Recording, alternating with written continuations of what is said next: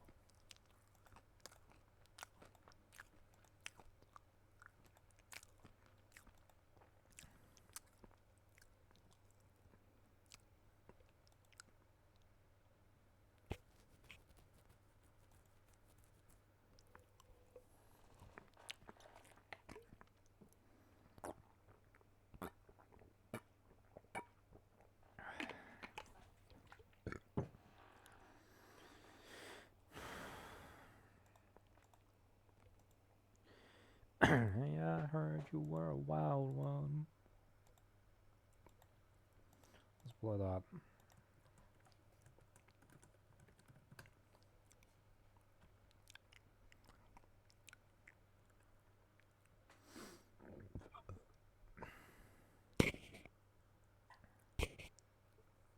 Yeah, that is not a fucking jelly roll. How does it go? How does that movie go? Um, that song go. I can't remember the start. Da da da da da da da da da da da.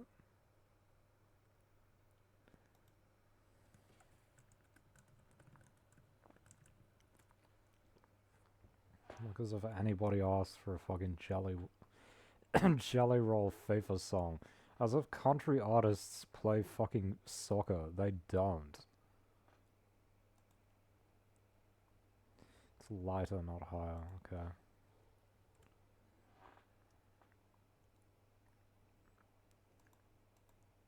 Has never felt this way before. That's what it was. Never felt this way before. Shut the fuck up. There's so many Alien movies. What are they like preparing for fucking Alien? And why are blacks so obvious? Because nobody takes them seriously. That's why. And the irony is, it doesn't necessarily make people take them even more seriously. It's kind of a poor adaptation. A lot of serious... There's no way Larry Nader's still on, bro. A lot of what people take seriously comes from refinement, bro, not obviousness. Obviousness can make you feel fear, but not usually, like, regard. It depends.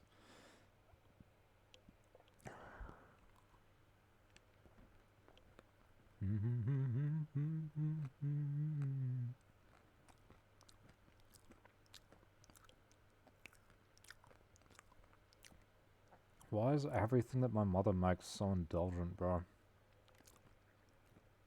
White people food.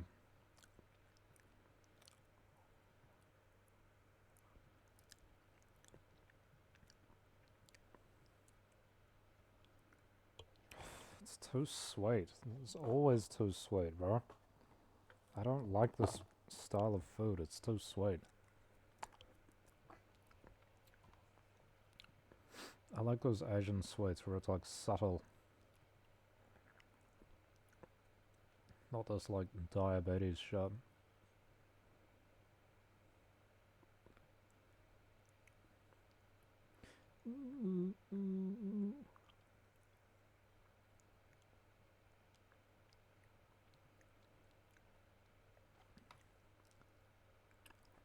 Fuck. Girl doesn't like me. No, it's complicated. I don't know, because of course, if they don't say anything, you're like, oh, I need to reduce the uncertainty by asking more questions. It gives the impression that they don't like you, but they don't actually say they don't, so it puts you in a confusing situation that is supposed to motivate you to resolve it. Either by attempting to get her to talk to you, finding out further information and trying to like understand why won't they say something.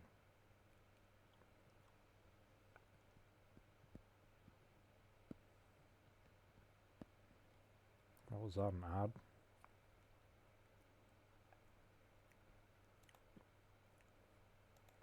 Let's close this shit, bro. That music's ass.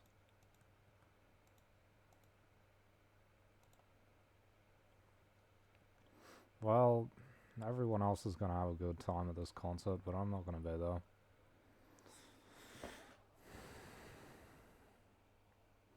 I would get bad anxiety anyway, because it's gonna be all girls.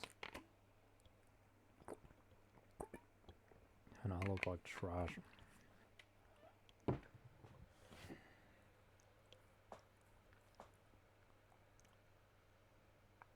What is it? That's still loading. Oh, they got seats like everywhere.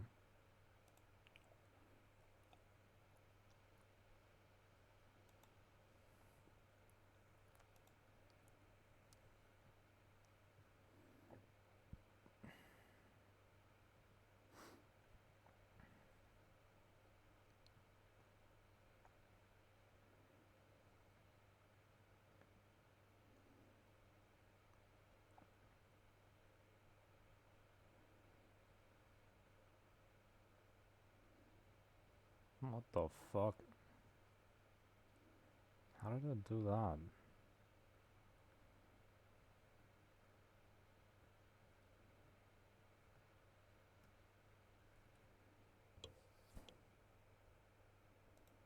Hmm.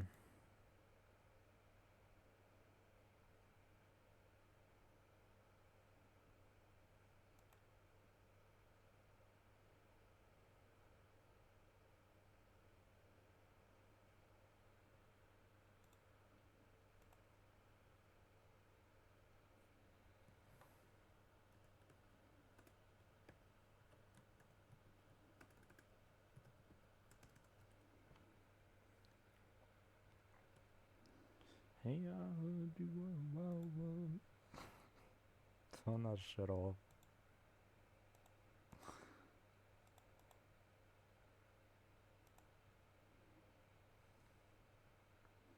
This music's kind of depressing though.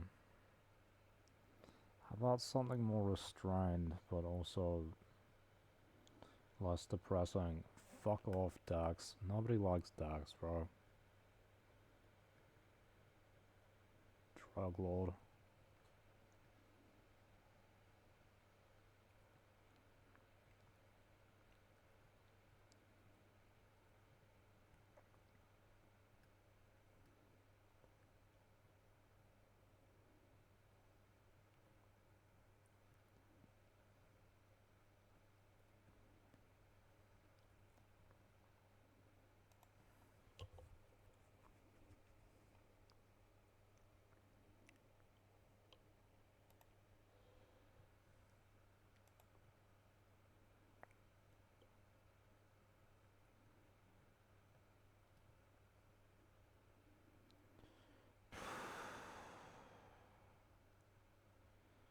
Been eating straight garbage recently. Yeah, well, if they actually had like proper stores available, and then I throw it all up anyway. I forgot to write that down.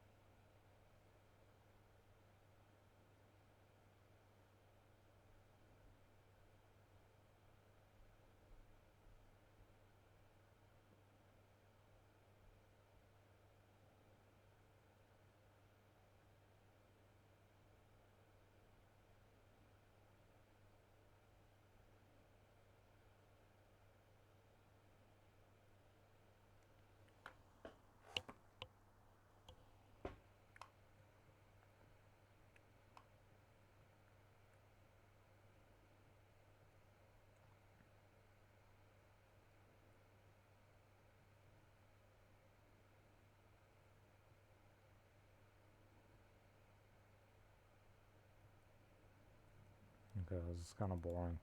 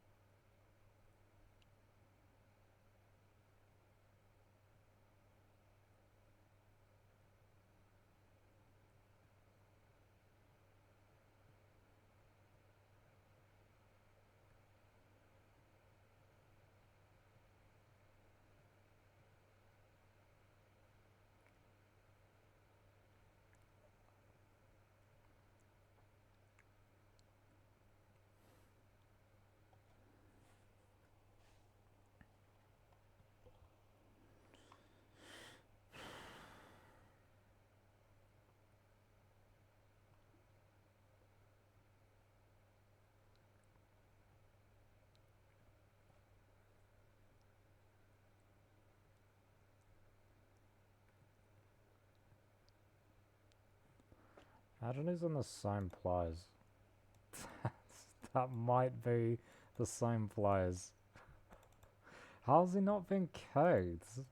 It's supposed to kick you after like 13 minutes.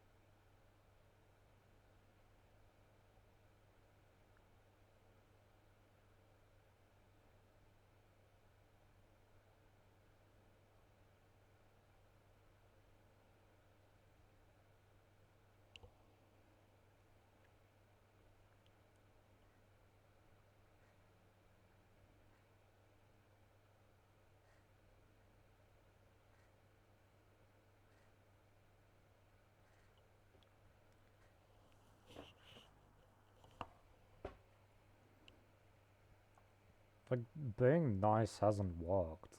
But me sending her, like, some nice messages and shit, maybe they weren't great, but, I mean, she still refuses to talk to me. Maybe she doesn't want me to be nice. That's kind of what I think, is like, maybe she doesn't want me to be nice. Maybe if I wasn't nice, maybe then she would actually talk to me, but I don't know. It's kind of pointless if she never replies. It's like, what am I doing it for? There's no reward. I don't even know if she actually, like, she doesn't even read the messages on Messenger. Probably just looks at the, like, preview and then doesn't open it. Maybe being nice isn't motivating. Maybe she'd be more motivated to reply to me if I said something mean. Literally, this is the kind of logic I'm, like, leaning towards. Because it's like, if you're nice to someone and then they're, like, mean back to you, what do they want you to do? Continue being nice and you continue being mean? Like, if I continue being nice to her, is she just gonna keep ignoring me? Right? Or if I changed that and said something not very nice, would she reply? Or would she still not reply?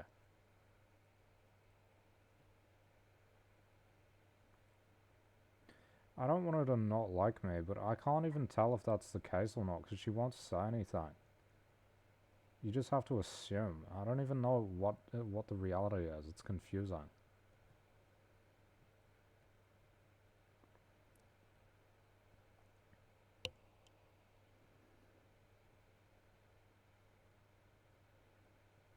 I think some people think if you're always nice to them, you don't really take them seriously, you know?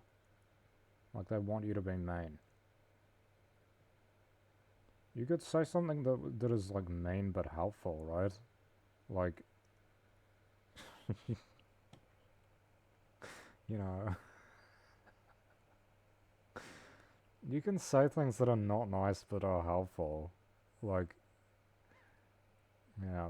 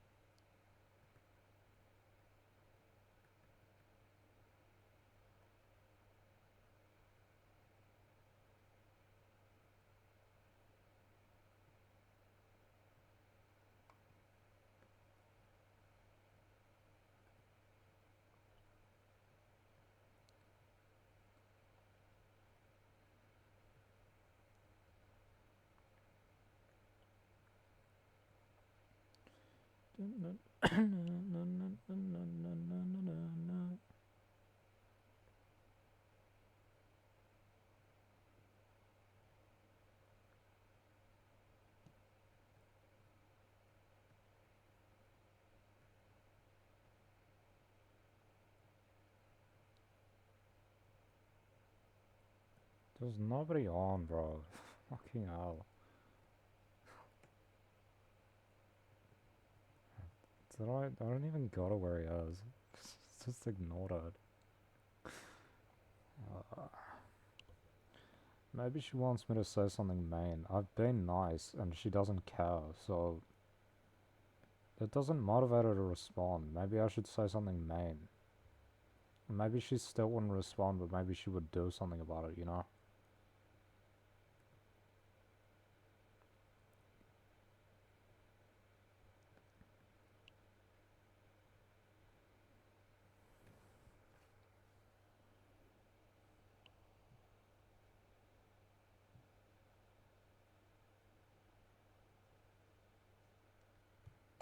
I mean, not replying to someone is rude, right? To begin with, it's like a rude thing to do. Because it's a lie, like, you're not reciprocating.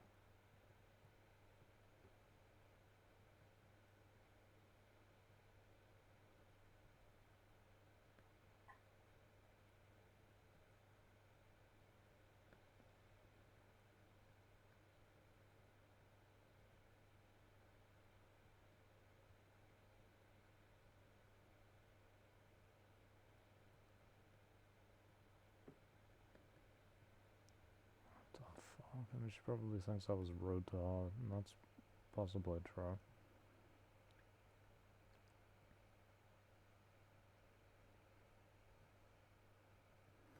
But, like, I've apologized multiple times, and she just doesn't reply still, so... There's kind of like, what else do you want me to do? Like, you want me to, like, get upset with you or something? So that she's got, like, a good reason to be like, fuck this guy. Right? She wants me to say something bad, or something, you know, like, say, oh, go, fuck you, I hate you. You're a bad person.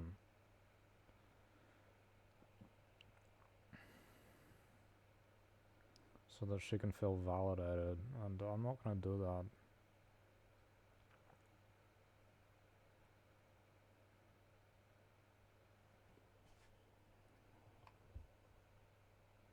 Why would I validate the the feeling that she has that, like, she's, oh, you wronged me? No, I didn't.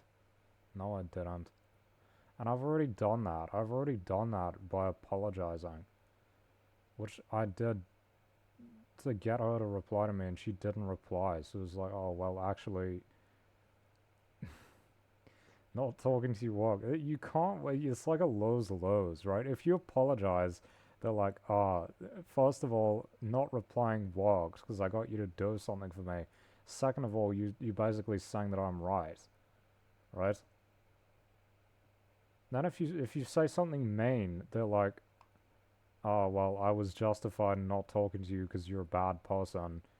And also, I'm the victim now and I'm the good person, right? And I was justified the whole time. It's really petty. You can't really win. If people won't talk to you, you can't really win. If you apologize, it's like saying, oh, you're right. I think you're right. And also, what you've been doing to get me to apologize was the right thing to do, and it reinforces that. Um, if you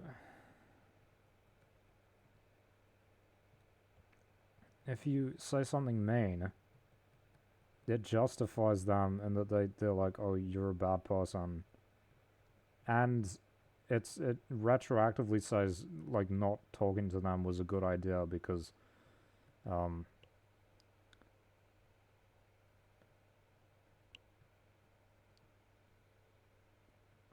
because they said something bad to you, right? I'll write it down, it's easier to say.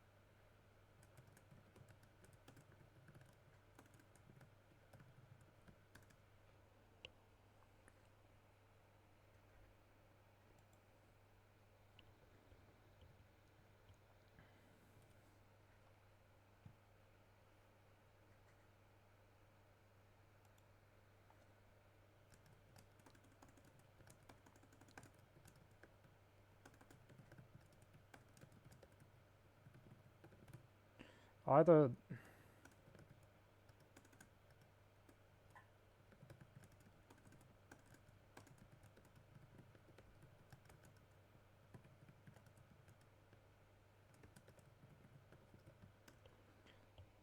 So you get put in this situation where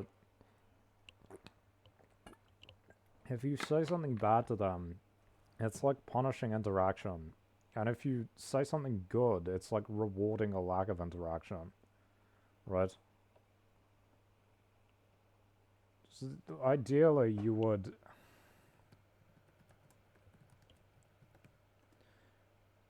reward interacting and punish not interacting.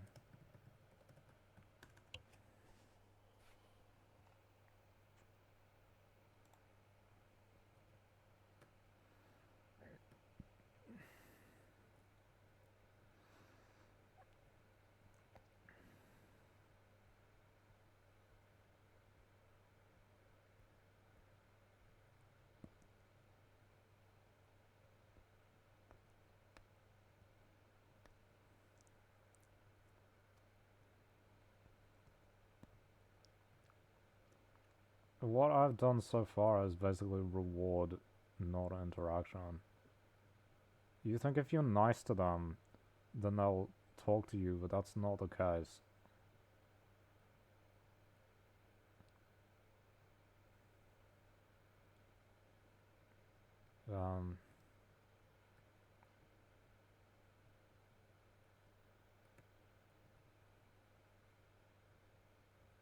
Not everyone is like that.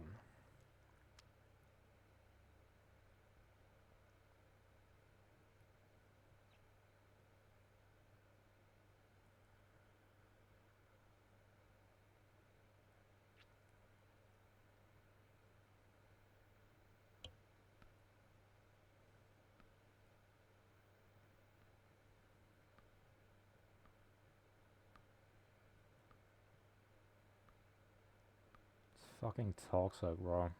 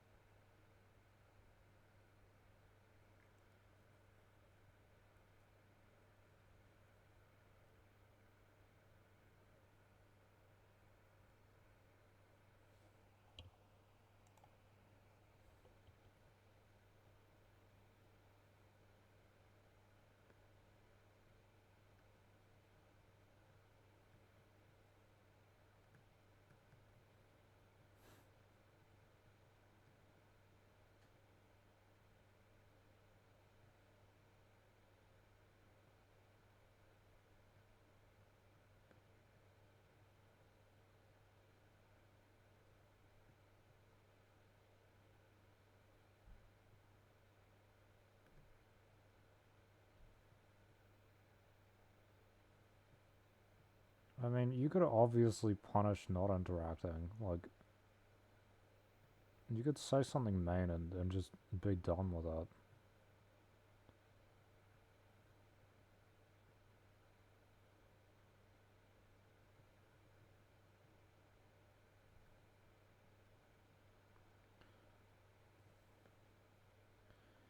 Yeah, here's the thing, if she doesn't want me to send her messages or anything, why doesn't she just say, stop sending me messages? Right?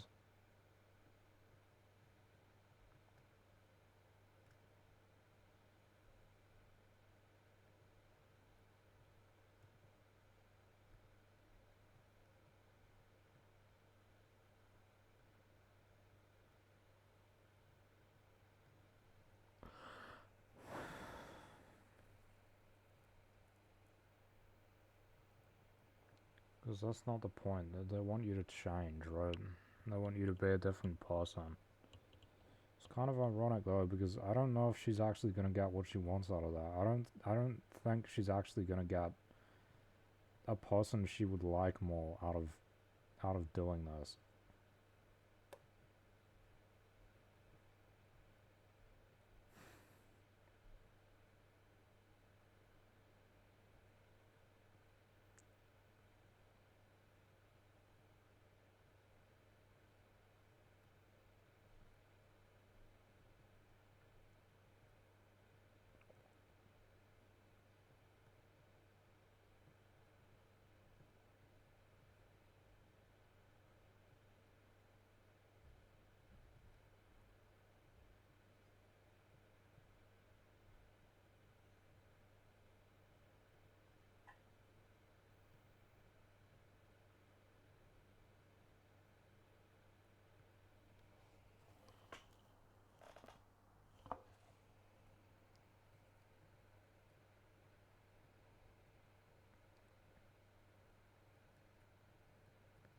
Like, you could punish interaction really easily by just, like, well, how do you punish non-interaction? By basically, you could send a message that is, like, mean, and, like, for them not interacting. But then, at the same time, you're punishing interaction as well, right?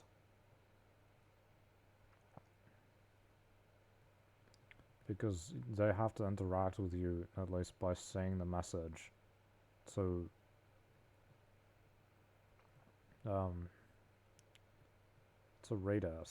So you're punishing them for them not interacting with you, but you're also reinforcing that they shouldn't interact with you through the punishment, right? So if you punish them for not interacting with you, they're going to continue not interacting with you, right? Like, from punishment comes more punishment usually.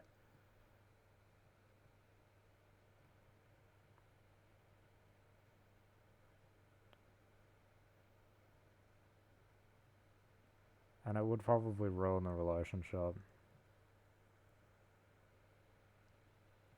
And why would you want to do that anyway? Why would you want to ruin it?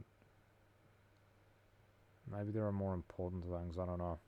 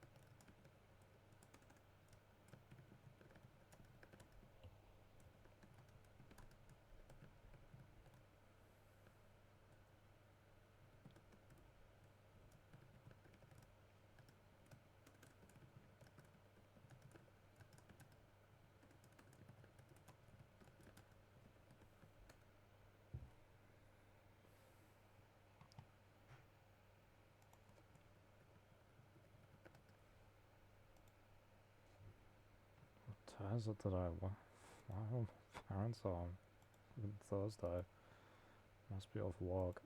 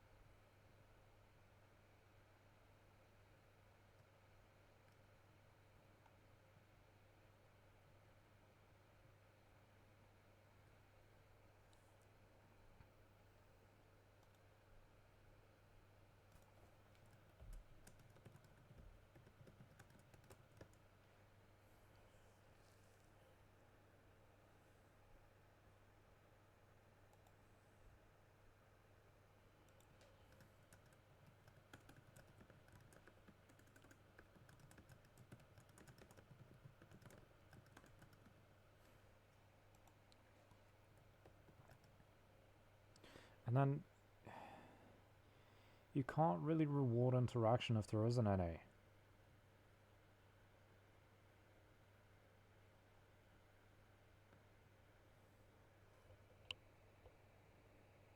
Like, you can reward them reading your messages, but you can't reward them doing something that they haven't done. Why the fuck are my parents always banging around, bro? Shut the fuck up. Oh my god. Shut the fuck up.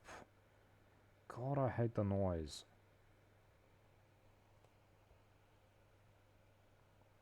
Always doing some bullshit. All the time. They're always doing some bullshit. Totally unnecessary.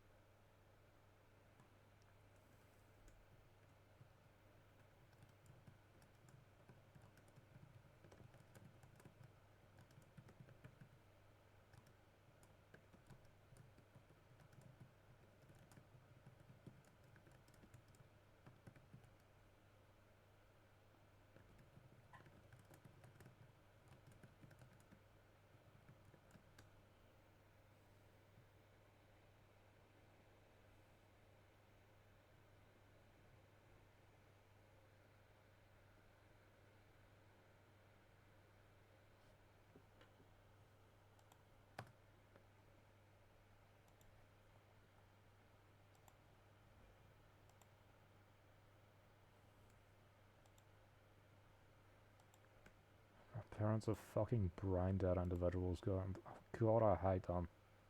They're so fucking brain dead, it's insane. Some of the stupidest people I know. Jesus Christ. They're like actively retarded. It's like a choice. They don't have to be, but they just are because they choose to be like that.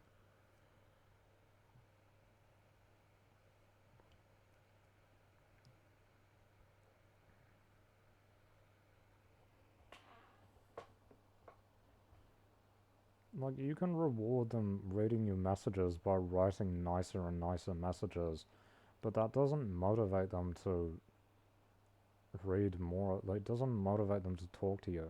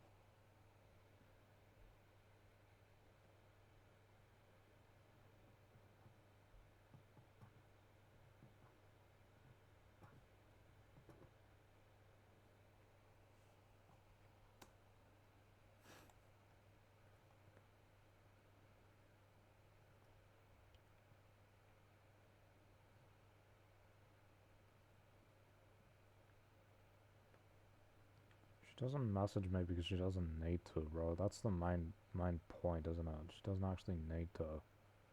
I'm not needed for anything. Nobody needs me, bro. This country doesn't need me at all. Nobody needs me, yeah.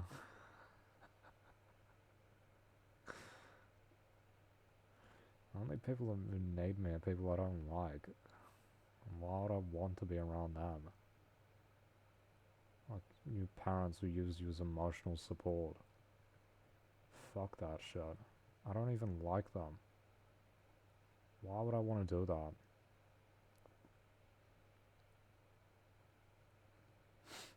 If she was actually motivated and had a real need, she might contact me, but that hasn't happened yet. Yet she's not desperate.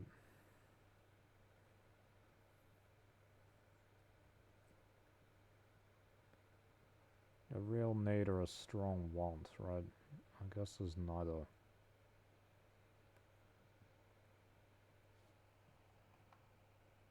What the fuck?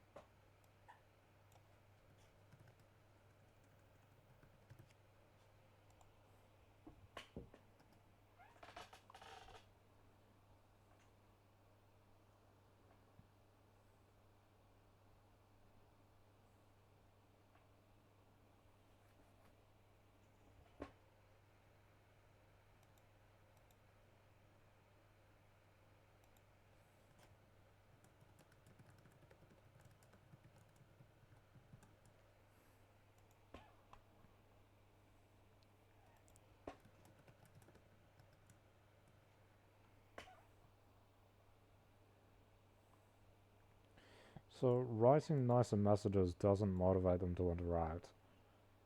Writing critical messages will probably motivate them to not interact.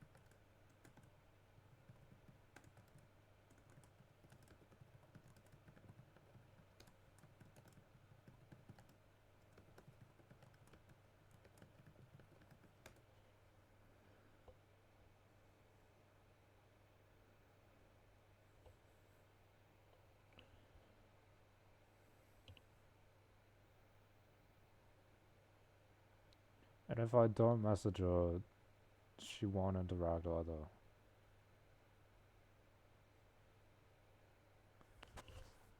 Why is this so complicated, bro?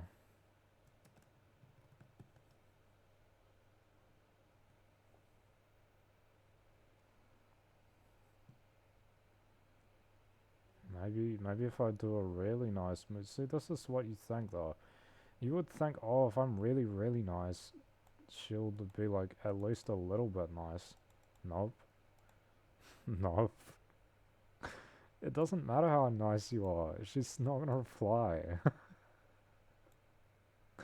That's how it is.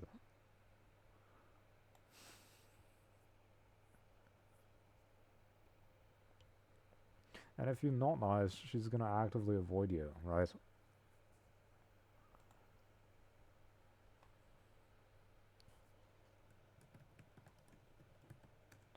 If you don't message her, nothing changes. And you can expect it to continue as it is.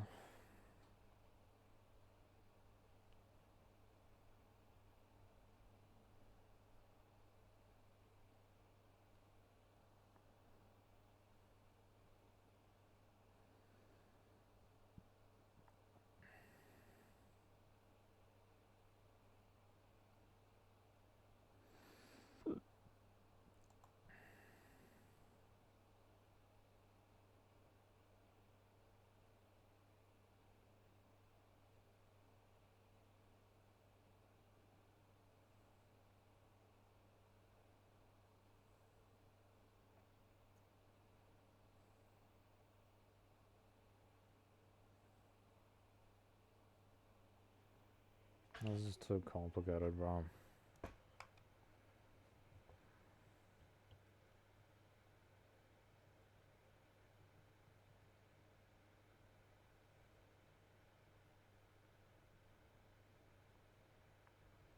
So it's like very easy to get people to not interact with you. You can just be really mean to them, right? Most of the time that works. You just say like the same offensive shit over and over again, and then they won't want to interact with you.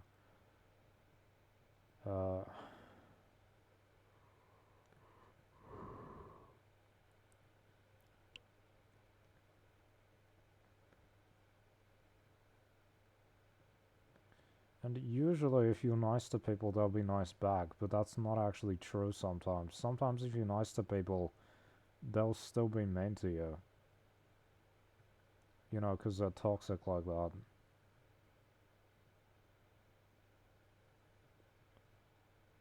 Or for whatever reason.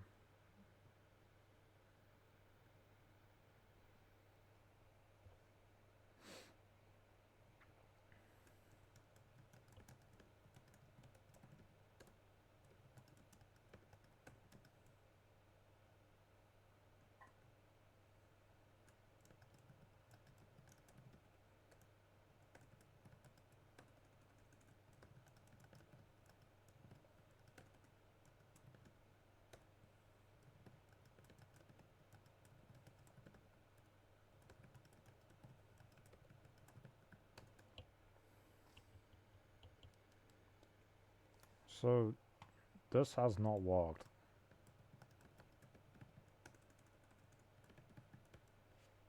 Okay.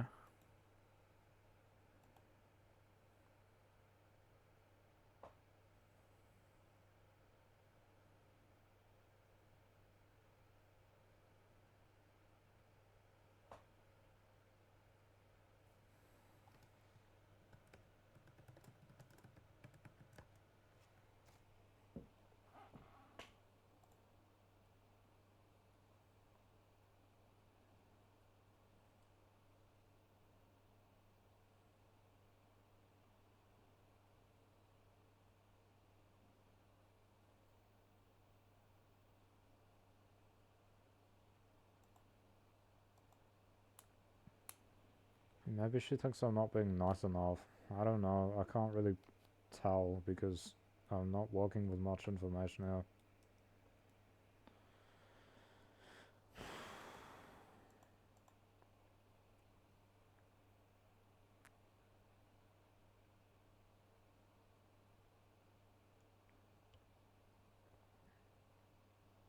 I sent her a message that was maybe not the best, not very good, kind of stupid. And that was like the first message I sent her, and then she's never replied. So I don't even know if she read it though. Maybe I should just assume that she has. See, I can't tell what the reason is because I don't have enough information about the issue. So this may be. But also, if I'm nice to her, she's not nice back to me.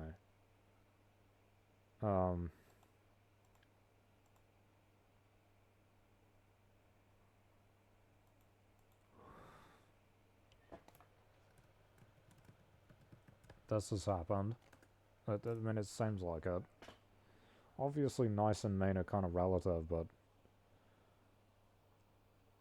I wrote her, like, kind of nice message on one platform and she hasn't replied or anything. And I tried to add her on it and she won't add me, so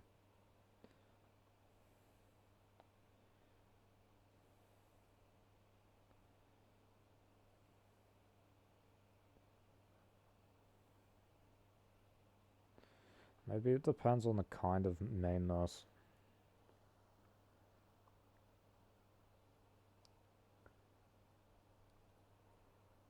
If someone's mean to you and you're mean back, it's like you setting boundaries, right? Which is fair. That's totally fair.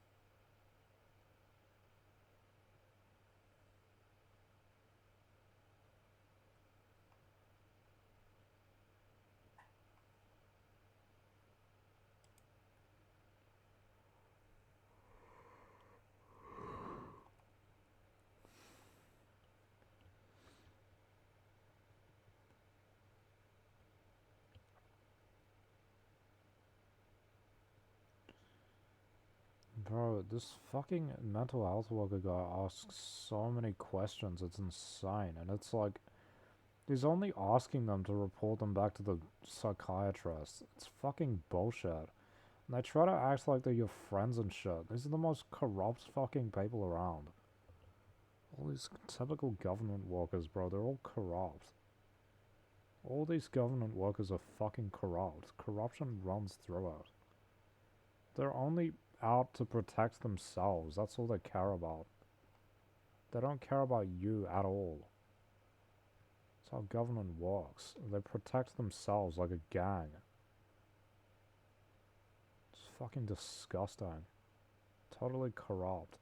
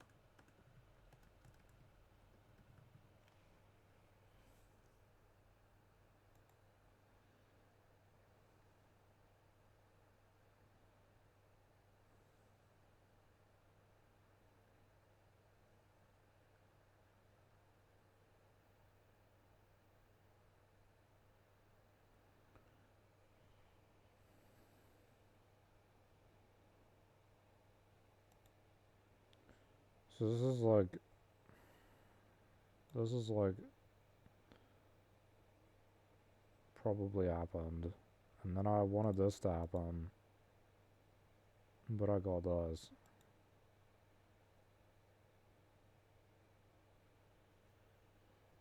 Probably has a bad opinion of me or something. It's like what prejudice is. Pre-decided, that's what it means.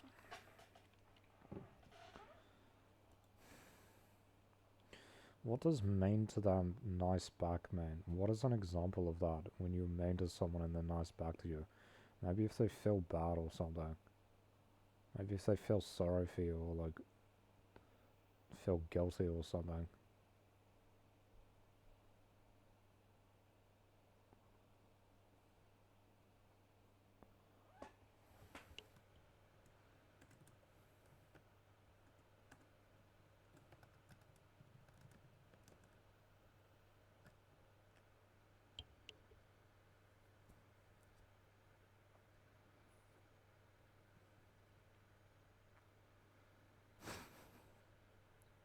I don't really need people to feel sorry for me. Well, it's not a question of like what's the ideal. It's a question of like what would you have to do to get them to reply to you at all? Because you can't even have the basis for a relationship in any proper form if the person won't talk to you, right?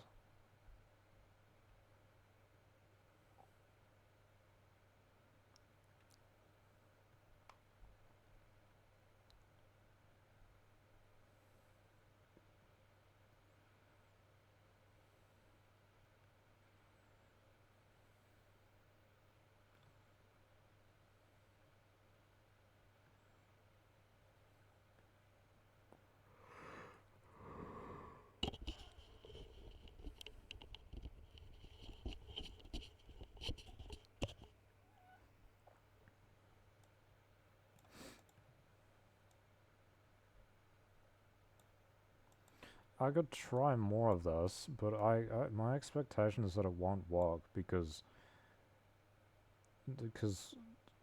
she's like doesn't like me. It doesn't matter how nice you are to someone if they just don't like you, they'll still be mean to you. So there's kind of not really any point in being nice. You can be nice for like a long time and think, oh yeah, maybe if I'm nice enough over and over again, they'll be nice back to me. But there's no guarantee. There's no guarantee.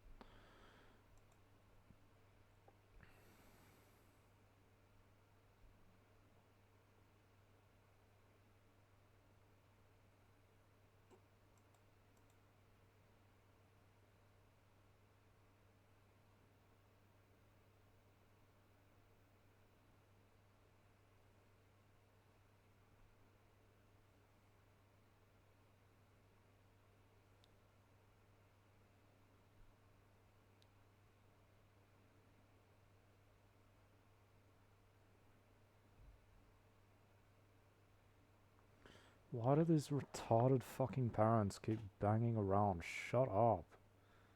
It's 9:30 a.m. Acts like it's the middle of the day. Shut the fuck up.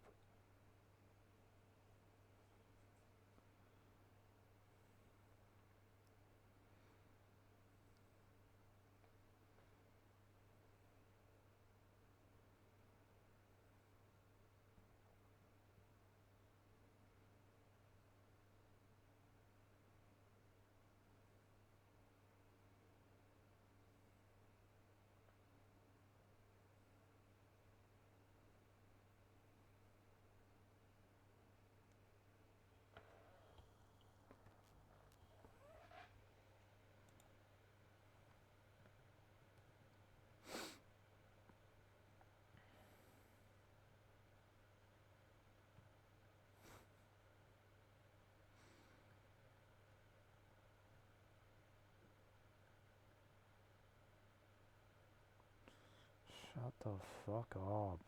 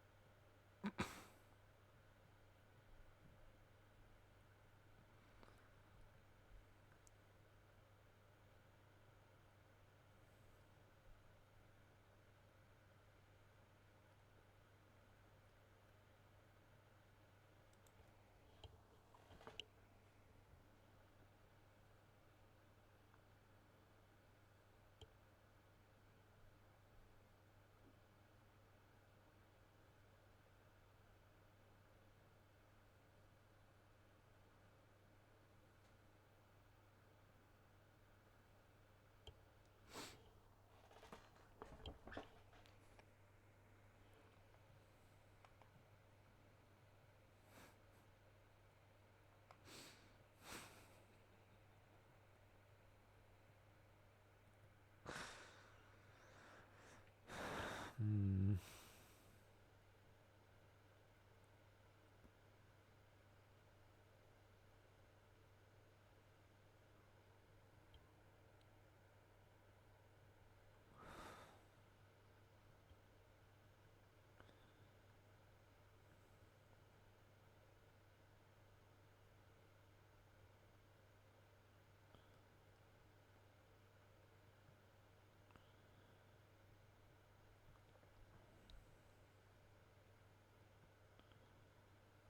Yeah, that's the thing though. If you're mean, it kind of like punishes interaction.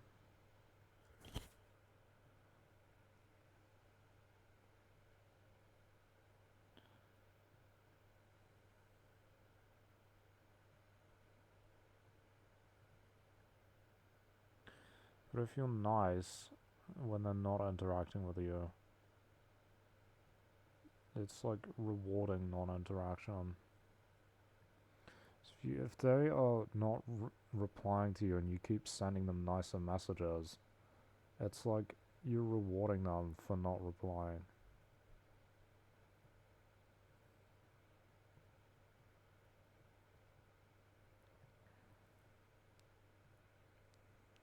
It's complicated.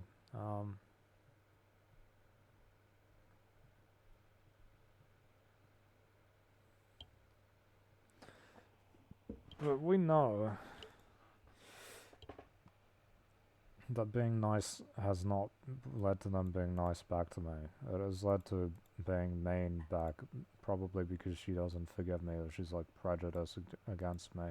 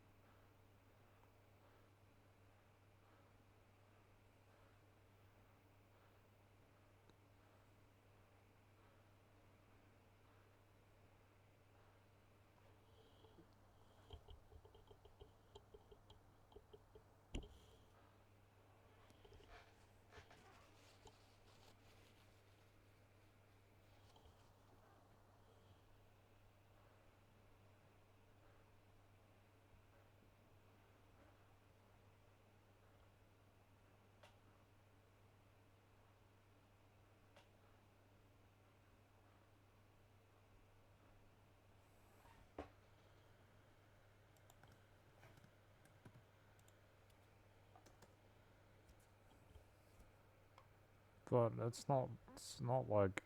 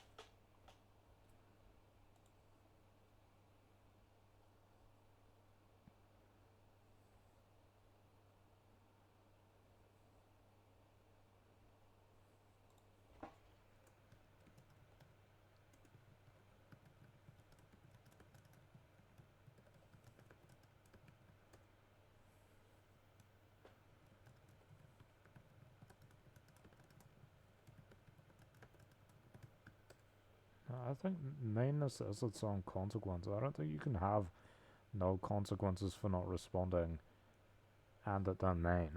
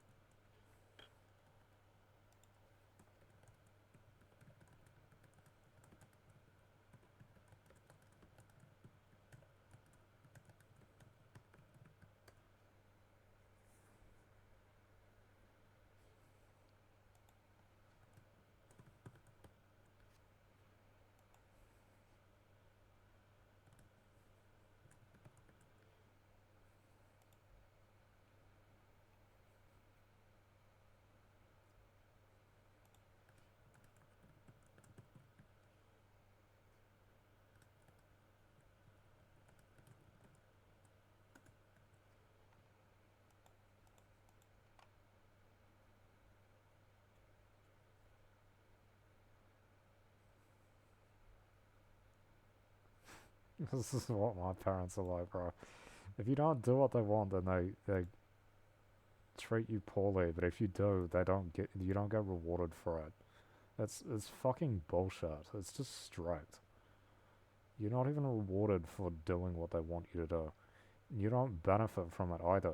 You do it because they tell you to, and they'll give you a consequence if not because you'll actually be rewarded for doing so. There is no reward. They don't do rewards. Every time they ask me to do something, it's not rewarding. And the only way they can... The only thing that they have to influence it being done is a consequence. It's fucking bullshit. Causes resentment.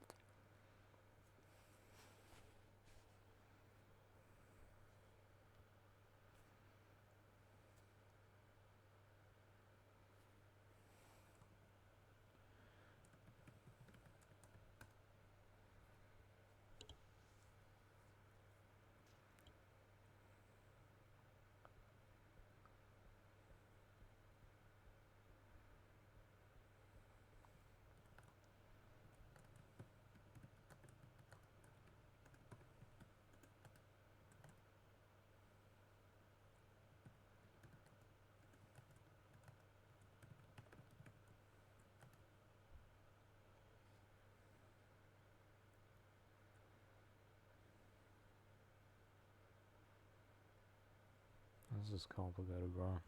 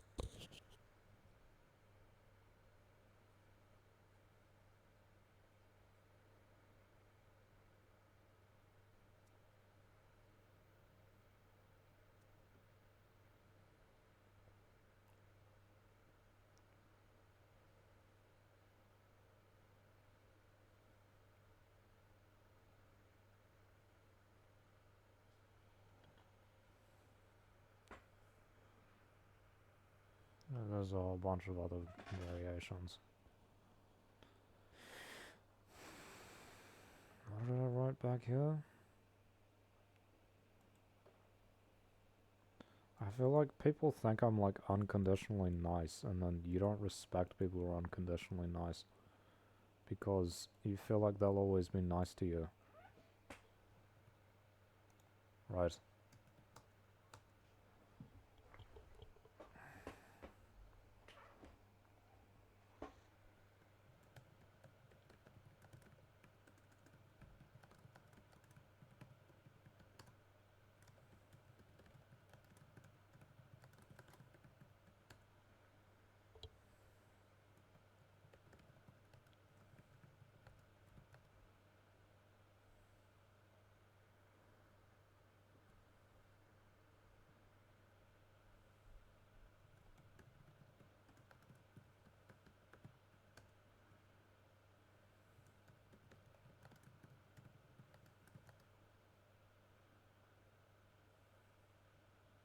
I don't know.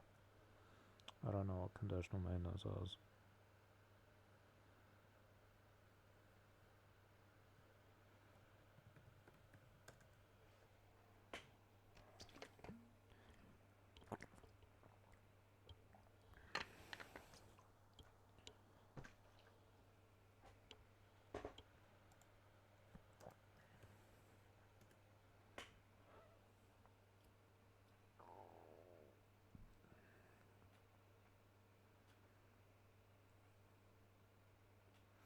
That's what I used to be like. I used to be nice to everyone, and I wasn't taken seriously by anybody.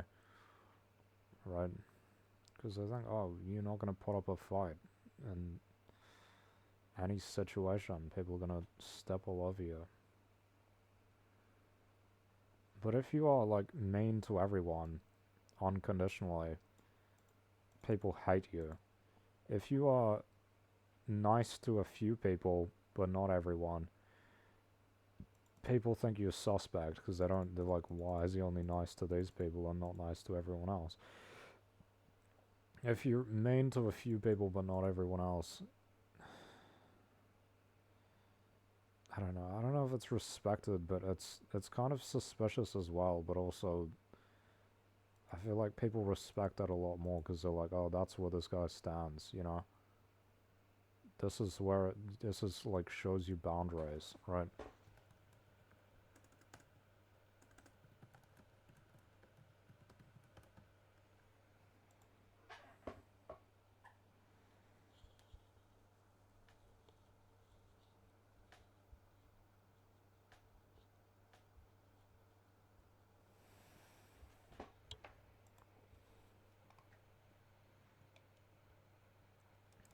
Whereabouts is my car?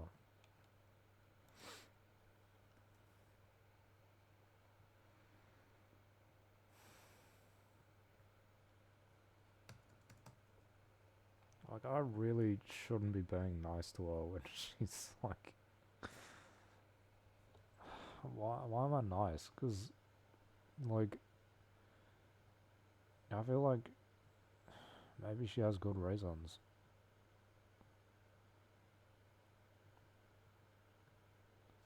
Maybe she has good reasons to not want to talk to me and I don't understand them. That's kind of how I feel. But, I mean, that's a petty mindset, isn't it? That's like you pettying them. Wow, what the fuck? What a loser. Bro, there are 3 people in this server and you're killing one of them and I'm not even AFK. What the fuck is this guy's problem, bro? The fuck? Yo, what is this guy's problem? I'm gonna ghost him because he's a retard. Literally 3 people on at like 9 AM and he's killing people. What a retard. I don't play to PvP, seriously. Most of the time I don't.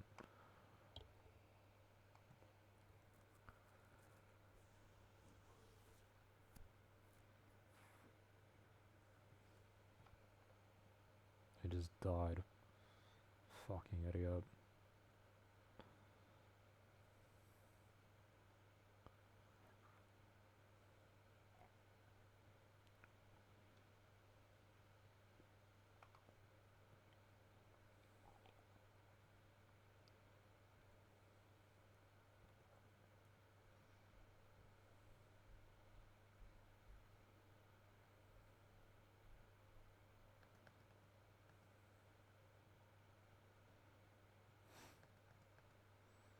Yeah, maybe she wants me to set boundaries. So when someone has like made a mistake and then apologized for it, and then is like continually really nice to you, to a degree, right? And is like giving explanations and all this, and you like continue to be a bad person to them, doesn't that make you a bad person? Doesn't that make you a bad person when they are like resolving the issue? Aren't you the bad person at that point?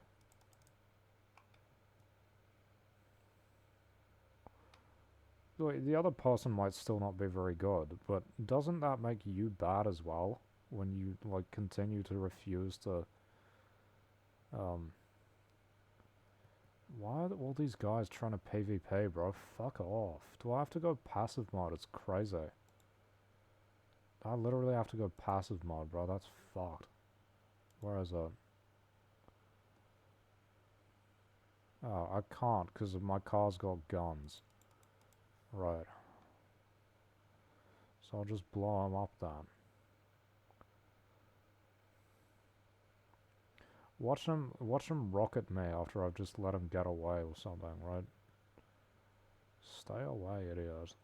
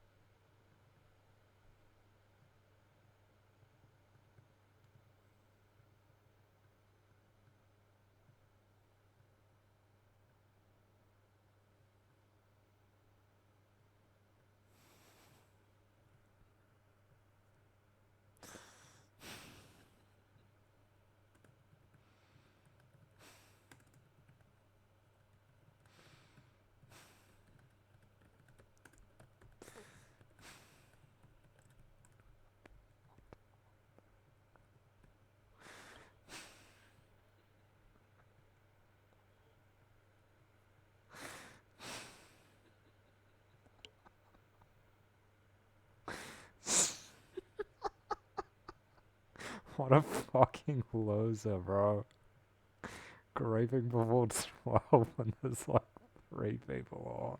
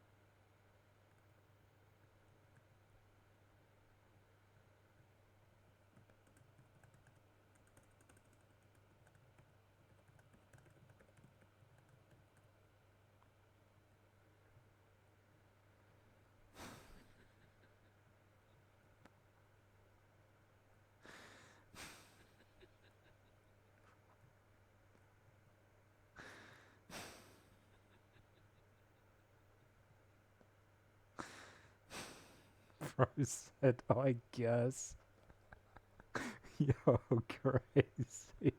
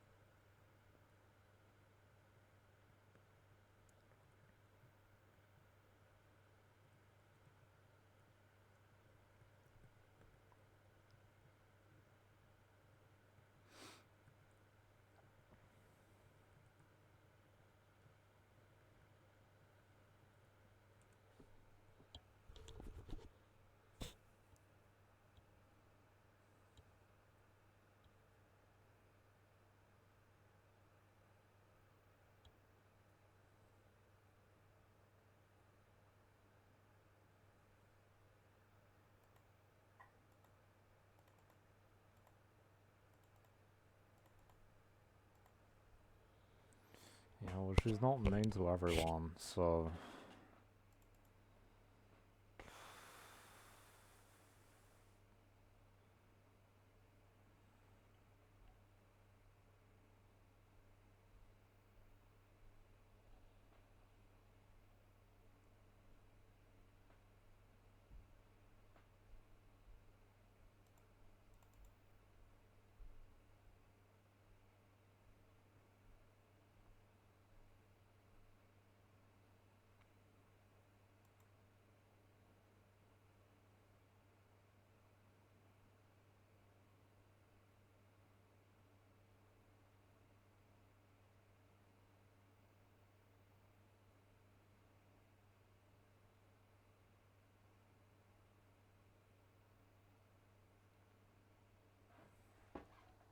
I gotta get some more water.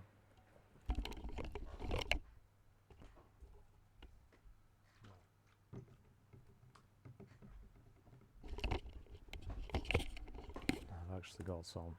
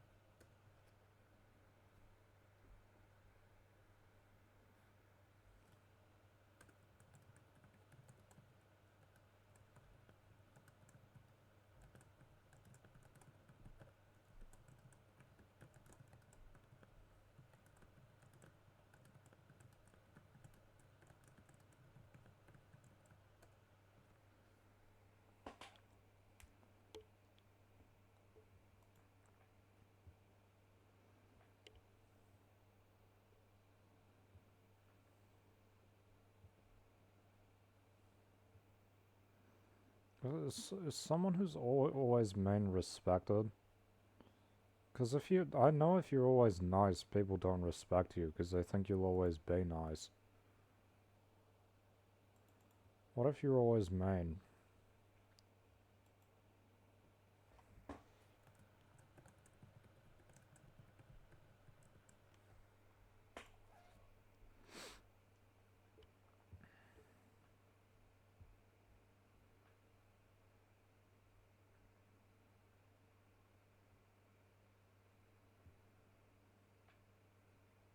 I think these are wrong, but it doesn't really matter. I'm just considering different situations.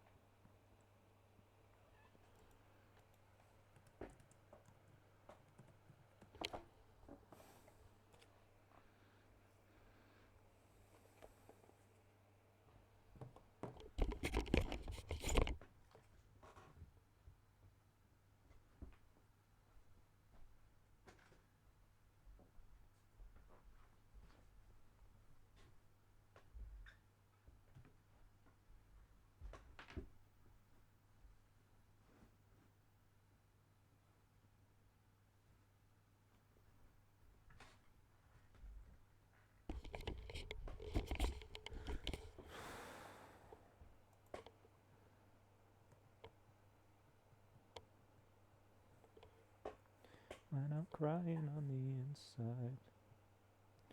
That's called the song's called Dying on the Inside.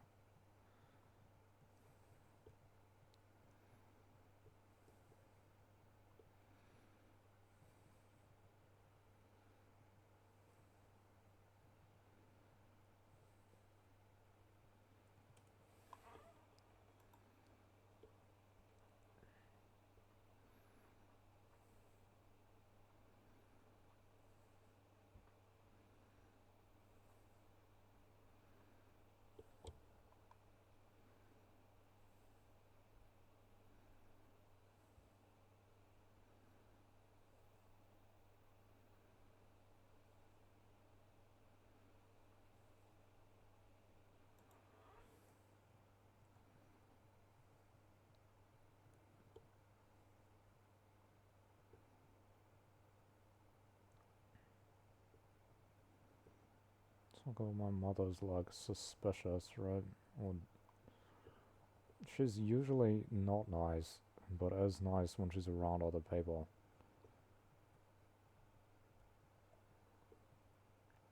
Why? Because there's actually a risk from other people. She doesn't consider them subservient.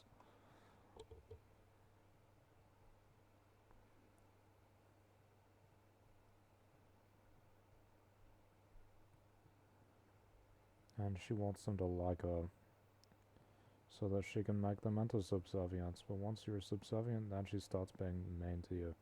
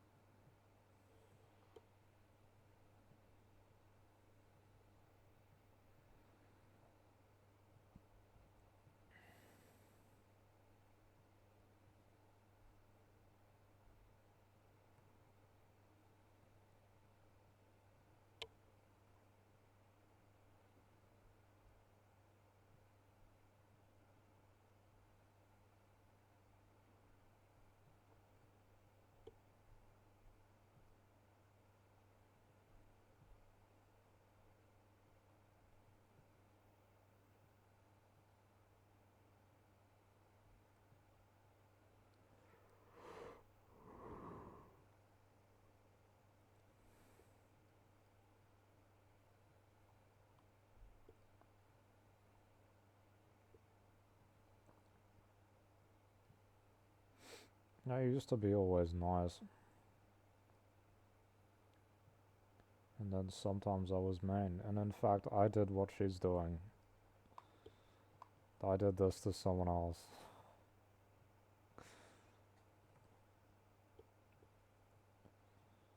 This is what I used to do, because I think we're quite similar. I used to just not respond to people if I didn't like what they'd done to me. I used to just give them the cold shoulder, so easy. Give them the silent treatment. Deny them over and over and over again. Try to get them to change, and hey, it worked. It did work. Because you don't have to interact with people you don't like then. And if they're a good person, sometimes they change. And at least one person I knew did change. This guy, whatever his retarded ass name was, is so annoying. Why does it say my car's still there? It just exploded. It just blew up. There's no way it's still there. It just exploded and I died. How is it still there?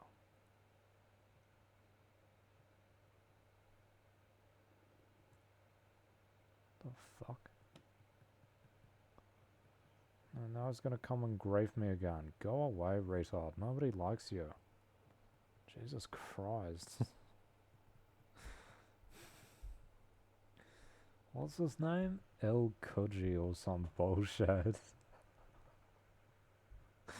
fucking nonsense. Goofy ass name.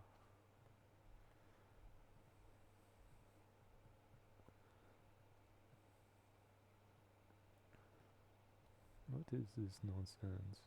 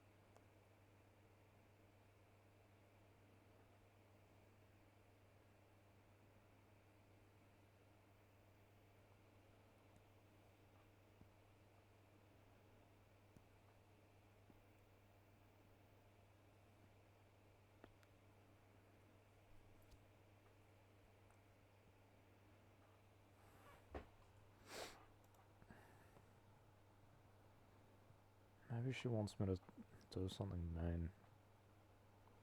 I feel like that's not the case though, like...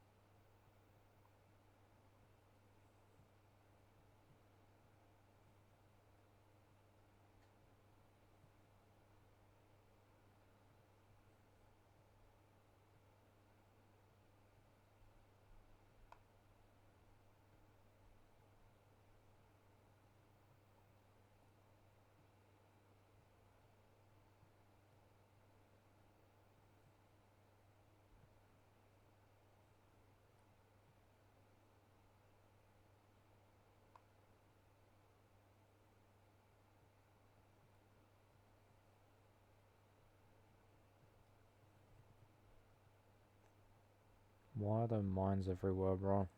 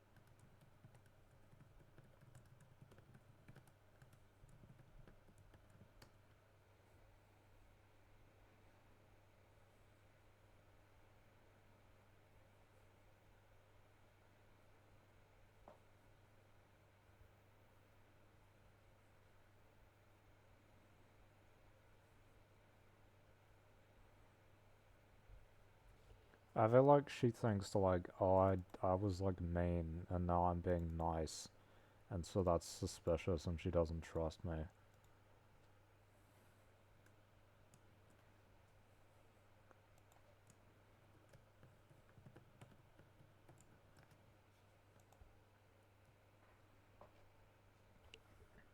Yeah.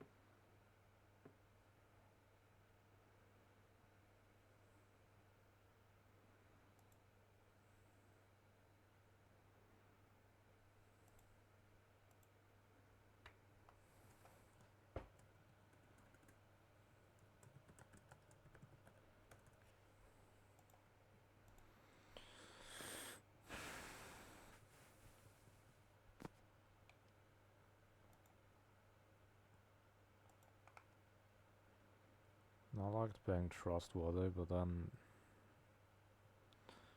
I don't know, life kind of collapsed. It's hard to be a trustworthy person when you got nothing, a lot of things you can't rely on in life.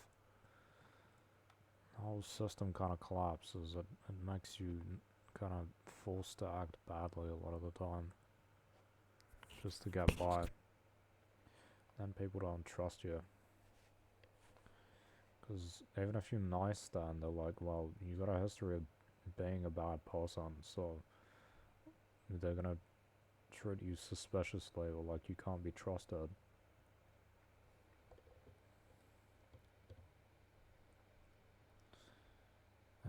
it takes a lot of work to fix that. Even if you just do one bad thing and it's like really bad, it's like sometimes people will never forgive you for it.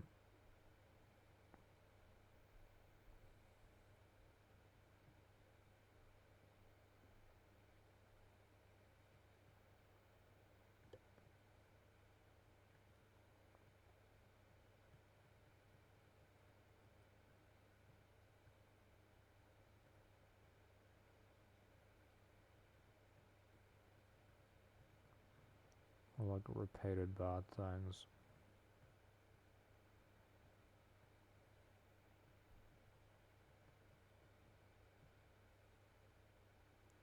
Obviously, people if you do repeated bad things, people will hate you, right? Like my parents who fucked me over and over and over again my whole life. Of course I hate them. Of course I do. What are they ever gonna do to fix that? Nothing. They're not gonna do anything.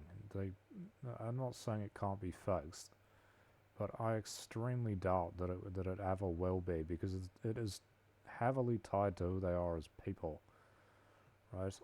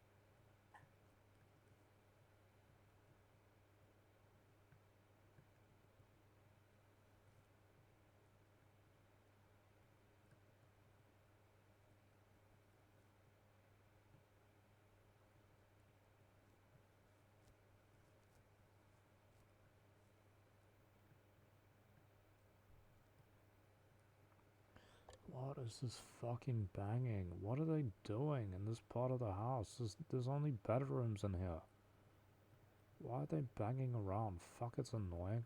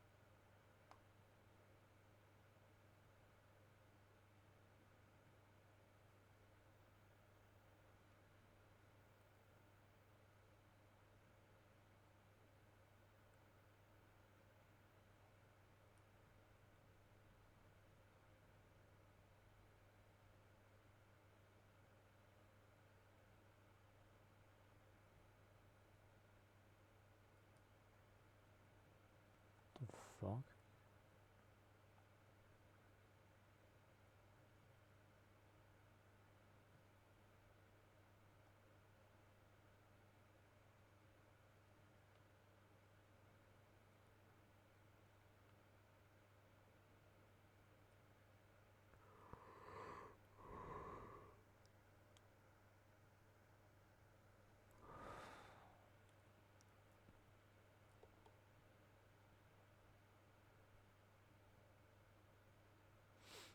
Like, if we look at this, she probably thinks I'm, like, manipulative or something. Untrustworthy and self-serving, right?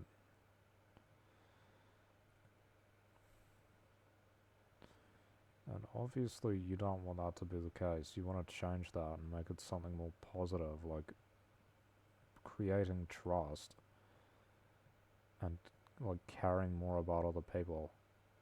But even if you are um, even if you're serving other people, if you're untrustworthy, it's still like bad. It doesn't give you trust. I think you can gain people's trust by serving others. That's true.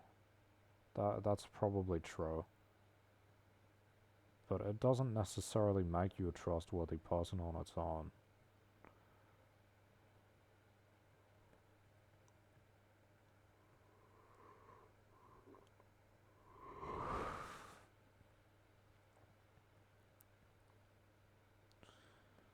I'm kind of self-serving though, to be honest. I don't really care about a lot of other people, to be fair. I'm not purely self-serving, right? Obviously, communism is it's service to other people, but at the same time, I mean, it's based, it's for selfish reasons, right? Like, everyone knows that. You don't do communism because, like, oh, helping others is a nice thing to do. I mean, it is about that, but it's also because, like, helping others makes the economy better, and you can make more money doing that, right?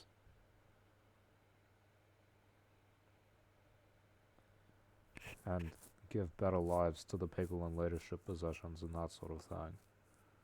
And by increasing the positions for everyone else, you increase your legitimacy, and then you'll be able to stay in power for longer, right? Everybody wins. It's a win-win situation, right? You get to benefit personally from making other people's lives better. They reward you for it, right? It's like being an educator. They give you power and you give them a sense of power as well.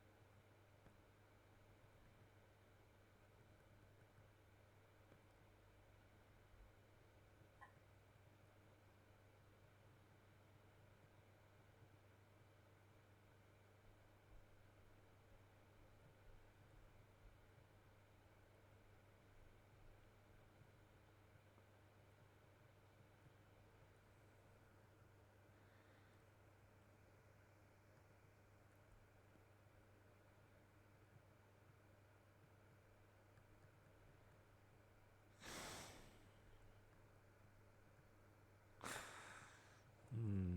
Interesting. Interesting.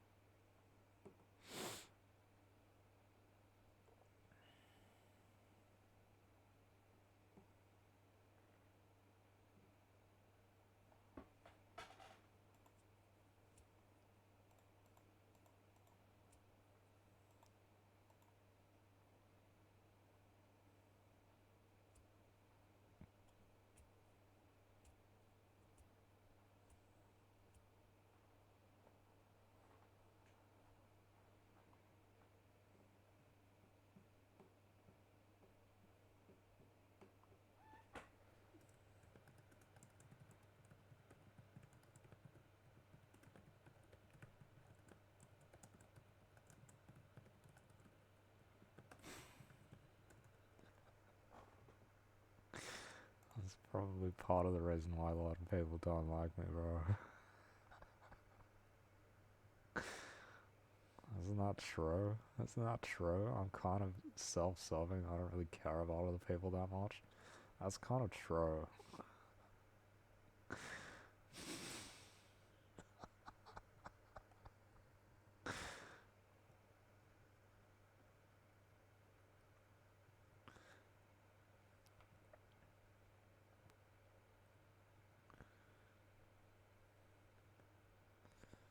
I care about people who help. I mean, isn't this how everyone is? I care about people who help me, and if they don't, I don't really give a shit. The reality is most people just don't help me at all. I have loyalty and regard toward the people who have served me in the past in a positive way and have had positive influences on my life. The reality is, it's just most people around here are negative influences and have had bad effects on me personally. Why would I serve? Why would I have feel like I would want to serve and trust them? They're not trustworthy people. You can only rely on them being bad to you, and they are bad to you. When I say, like, my impression of New Zealanders is that they are bad people, it's because most of them are bad when they interact with me. Most of them aren't nice people when I interact with them. Right? That's throughout my whole life, bro. New Zealanders and Australians are not nice to people like me. And it's not just for anything you've done, it's just the person you are, basically.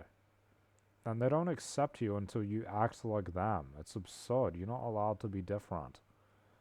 I don't want to be like them. I want to be myself. Not a fucking slave, right? They want you to be like a slave. You can get regard by slaving yourself for them. I don't want to do that. I'm not going to be their slave. I don't even like them. Why would I be a slave to people I don't have any regard for? What have they ever done? Nothing. That's the reality. They've done nothing. They don't deserve it. They haven't proven themselves at all whatsoever. New Zealanders and Australians are lucky, and that's all they have going for them, is luck. And it's going to run out one day, and they're going to go, oh no, how could we have predicted this? Why are our countries in ruin? Right? And someone else is going to take over, and it'll be great. And they'll let it happen. Because they won't have a choice, right?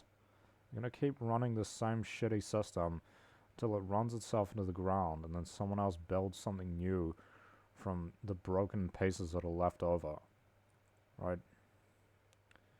Probably someone like me, or like someone Chinese or something, right? A different system.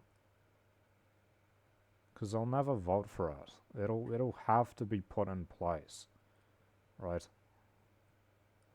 Someone will have to do it by force, because they'll never allow it willingly. That's for sure. That is for sure. They'll never allow it willingly. The middle-class New Zealander whites and everyone who follows their culture will not allow it to go nice and calmly.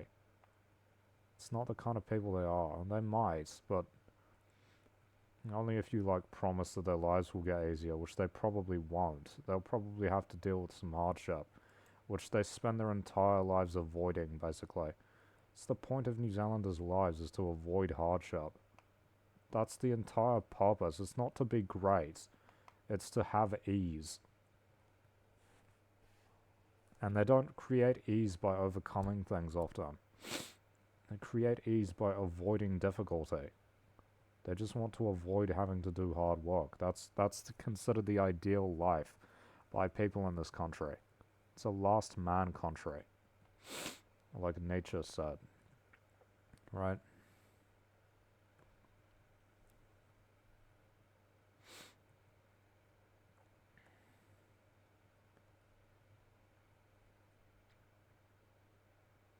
Why would I trust or regard well these people? Do they serve me? No.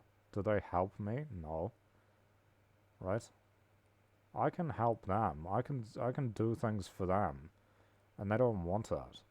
They don't want that. Right?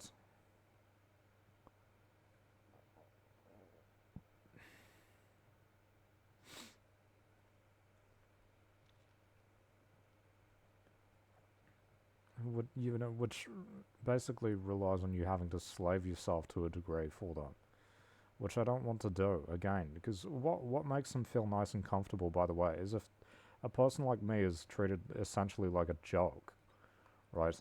They like to make fun of intelligent people, intellectuals, and that kind of thing. Sick people, they like to make fun of it. It makes them feel safe, right?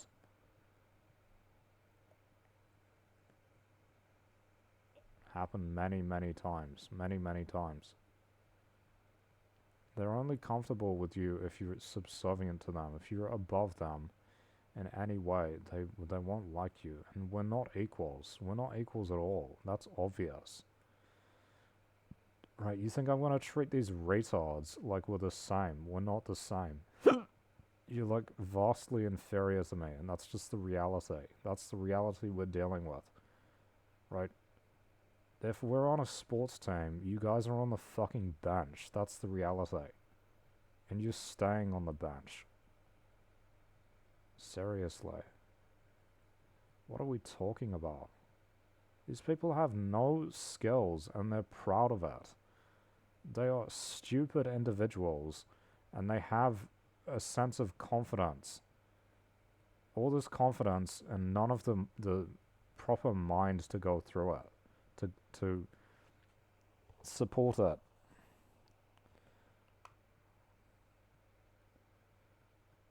It's all confident. Like, what is confidence without sense? It's just, like, arrogance, or... What's another word? It's blind, right? There's, like, blind people. I don't claim to know everything about everything. Absolutely not. But these people don't seem to know anything about anything. Literally, they're like extremely uneducated. Or negatively educated. Like, they're actually wrong about a whole bunch of stuff. And so they don't have insight, because they're not even building off of a knowledge base in the first place. You can't have insight if you don't know anything to begin with. That's what these people are like. They're not insightful. They can't be insightful. They don't have insight. Because they don't even know anything to build insight off of in the first place. You know? Maybe it's some kind of media or something that they've watched. But they haven't even watched a lot of media a lot of the time. It's hard not to believe that some people are just fucking stupid and that's the way it is. And maybe it can't be changed. I don't know. I don't know. Or are people just poorly educated? It's hard to say.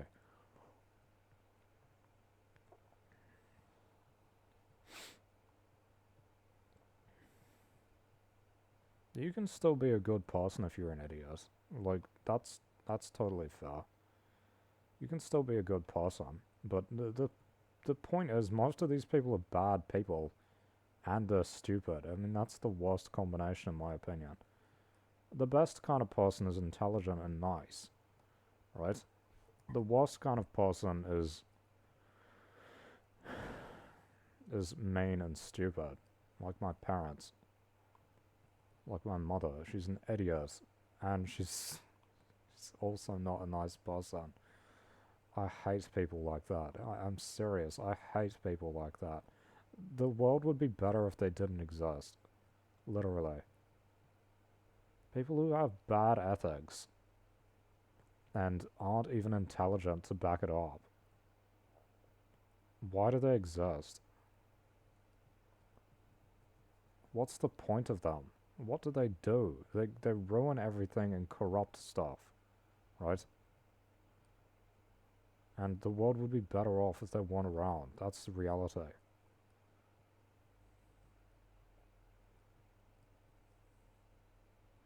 And it's like they can't even help themselves. It's just who they are. The intelligence will never go up. They'll always be stupid in one form or another. And the ethics will never change because they're tied to the lack of intelligence, right? The bad ethics is a reflection, is an expression of their low intelligence.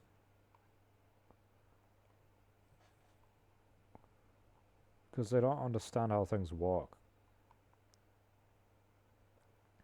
right? It's not just an expression of low intelligence. It's an expression of being a bad person, right? Like being selfish, right?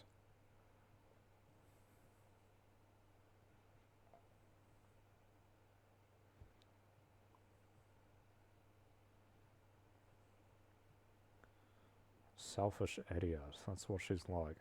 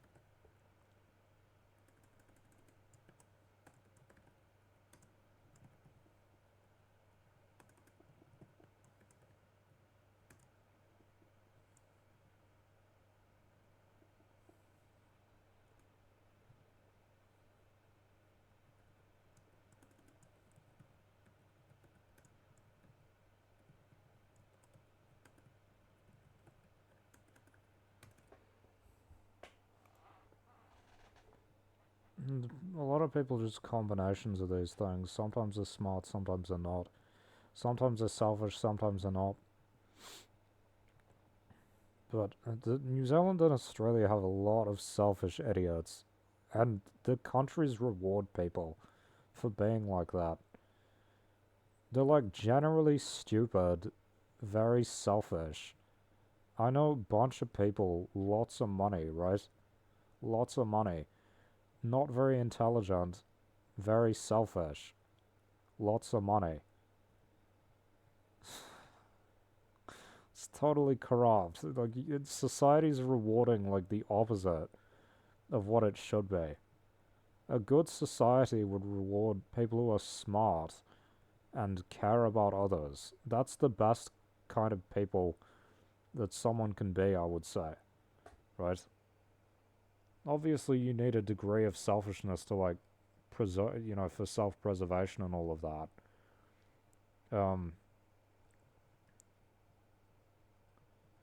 And you need intelligence to, um, make good decisions and not be making bad decisions. I mean, someone who is selfless but stupid can end up being harmful, right?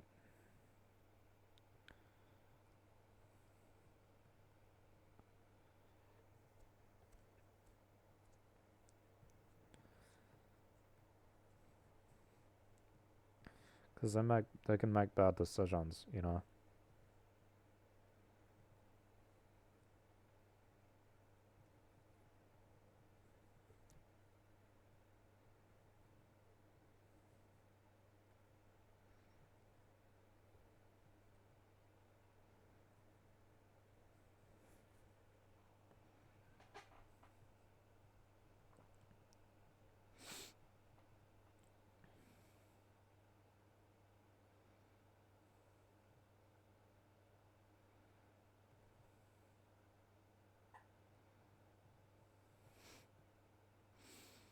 People will, because when I was looking up prestige, right, and how it's like there's like power and there's like legitimacy, or like what was it? Authority is like power and legitimacy. They're like, oh, you can get prestige by like sharing with other people and stuff. And so it's like, oh, why don't you just share? Why don't you try to help other people? Well, because actually it's punished here. People actually punish you sharing things in these parts of the world. It's socially punished because we live in a negative selection society where people are supposed to try to be as mediocre as possible. You're supposed to be as basic and boring and uninteresting and as anti-intellectual as possible, right? Um, why don't you share with others? Well, because they treat me poorly and I don't like them. You say, oh, well, if you shared more, don't you think they would like you more? Well, it doesn't really work like that. It doesn't really work like that.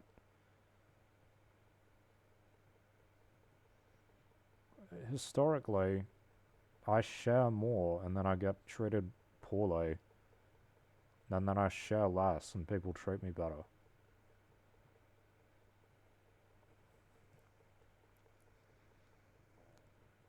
I think it only works if the stuff that you're sharing is stuff that society actually values, right? Otherwise, I consider it corruptive. Like, intellectualism is considered corruptive in Australia and New Zealand, not a positive thing. Unless you're using it to make money in business, right?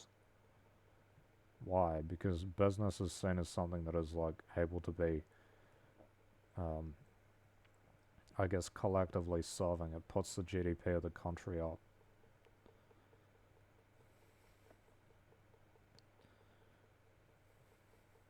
I mean, I do streaming, recording, which is like, it allows other people to see it.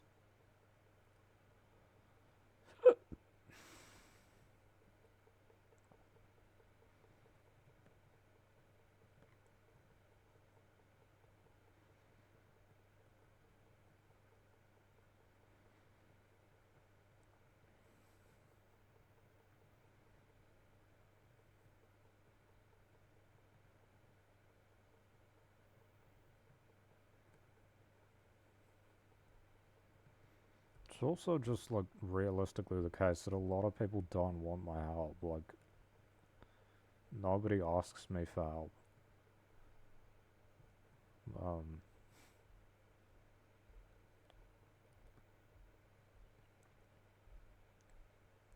yeah, maybe they think I'm, like, untrustworthy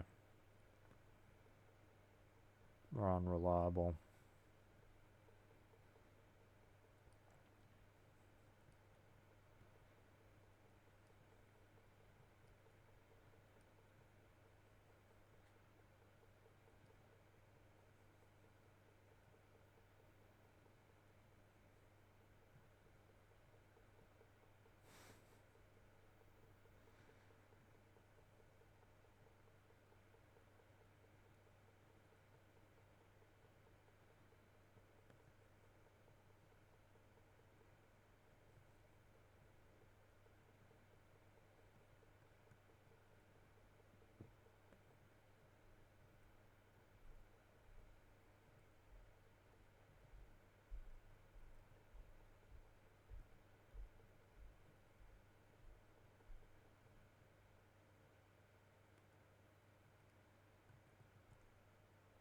How to use the bathroom.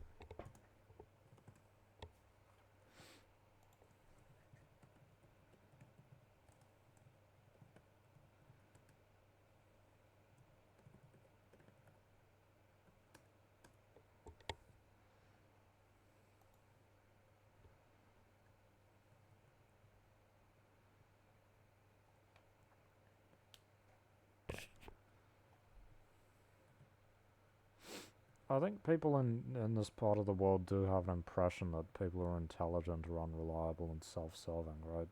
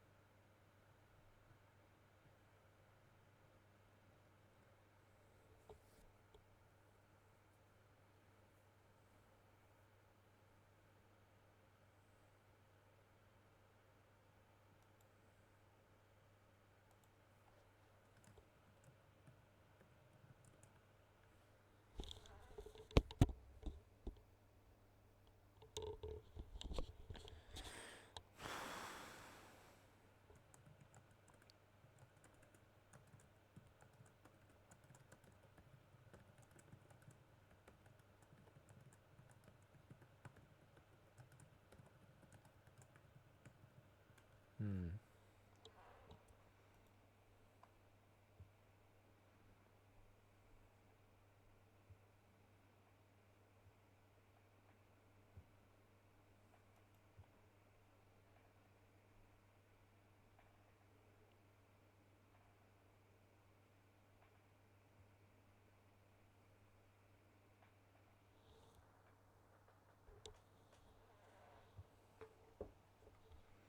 I need some more water.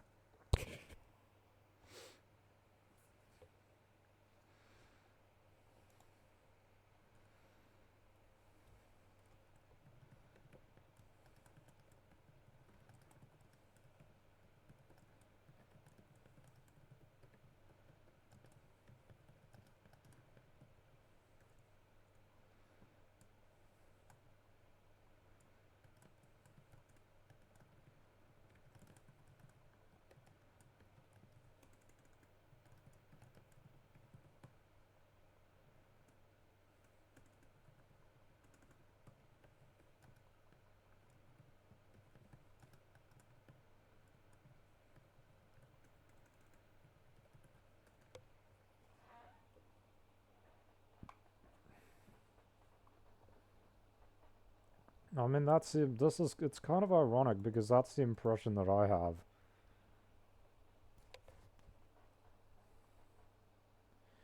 My impression is that you can't really rely on a lot of stupid people. And they might be selfless, but what, how good is that if you can't trust them or rely on them, right? It's like the opposite. It's like New Zealand has a slave morality where they flip the values, where intelligence, which is objectively a strength, is considered like a weakness. And then they associate it with all these bad things, right? Is intelligence not strong? Yes, it is. It is strong. Of course, it's strong. Most of the leaders of the world are smart in every area. The people who aren't smart that are leaders are like sports people. And even a lot of them have some intelligence, right?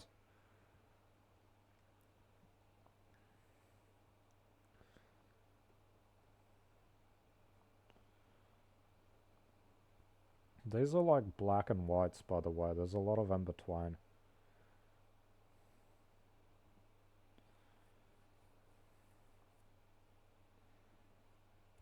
But I do believe that New Zealand and Australia do have the impression that intelligent people are untrustworthy, unreliable, and self-serving, which is ironic because it makes them end up electing stupid people who are untrustworthy, unreliable, and self-serving, like Christopher Luxon and Anthony Albanese. Those guys are not very smart, and they're untrustworthy, unreliable, and self-serving. But because they seem down to earth, as in kind of stupid, people associate them with these good values, with trustworthiness, reliability, and selflessness, even though they've never shown themselves to be like that, right? Even though they objectively aren't those things. Objectively, they are largely, especially Christopher Luxon, untrustworthy, unreliable, and self-serving. He doesn't care about other people. He is like he's like kind of reliably bad, and yeah, he only serves himself. He's like quite corrupt,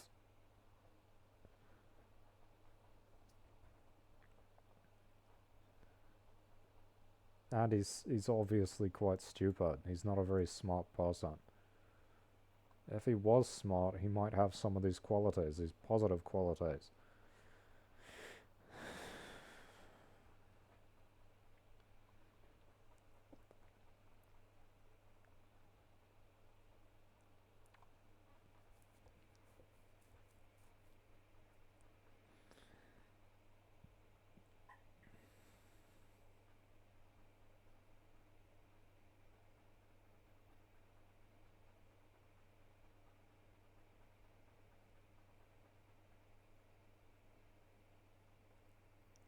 If a person is not very intelligent but they're trustworthy, reliable, and selfless, it's probably because they're doing it for the wrong reasons.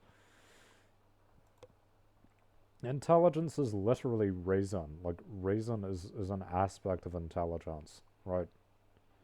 If you are trustworthy, reliable, and selfless, but not very smart, it's probably because you're doing it for the wrong reasons.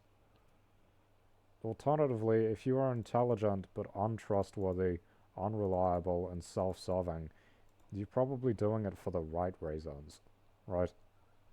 Why am I like that? Hey, why am I a pretty smart kind of guy, not very trustworthy, not very reliable, and self serving?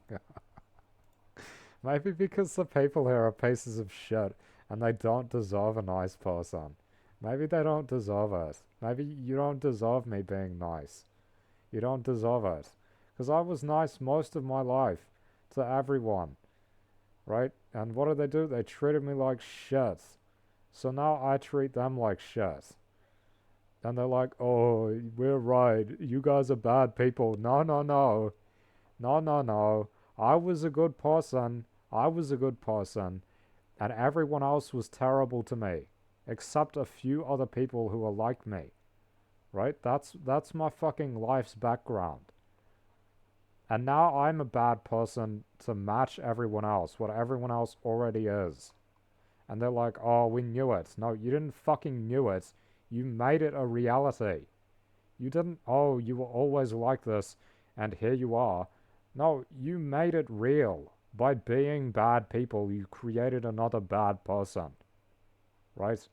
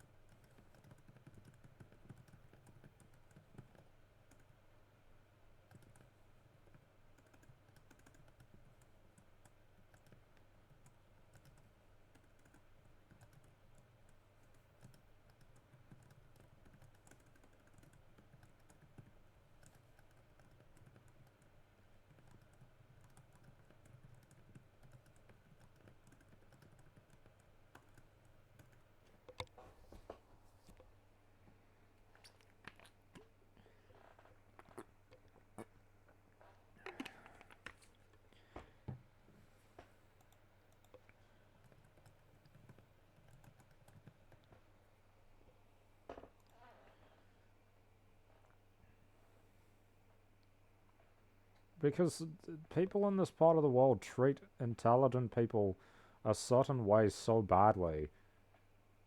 And what do you get out of it? You get those people acting the way that everyone treats them like they are. If you treat someone like they're untrustworthy, unreliable, and self-serving, guess how they're gonna be eventually? Eventually, they're just gonna start acting like that, right? Why wouldn't they? There's no you already treat them like they do. You don't reward them for being a good person. You always treat them as if they're bad. Why shouldn't they be bad? Maybe they'll benefit from it, right?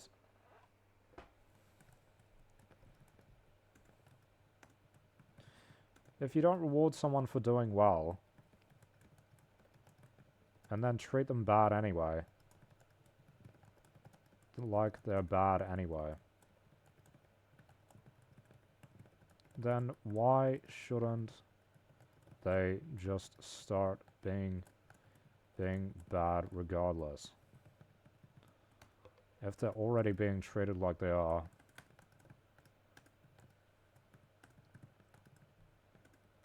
treated as if they are,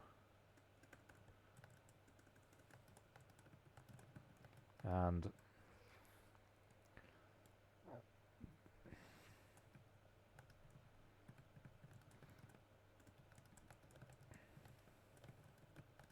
aren't rewarded for any of the good that they do, they might even benefit from it.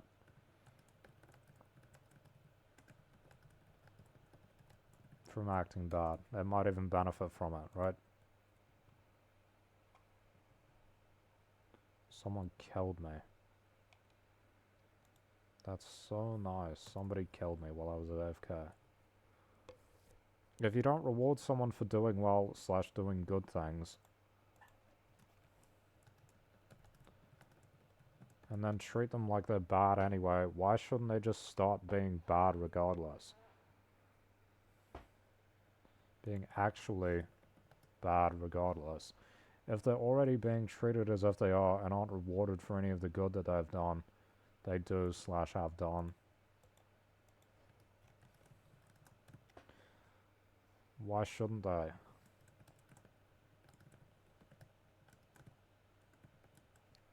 They might even benefit from acting badly and treating others worse.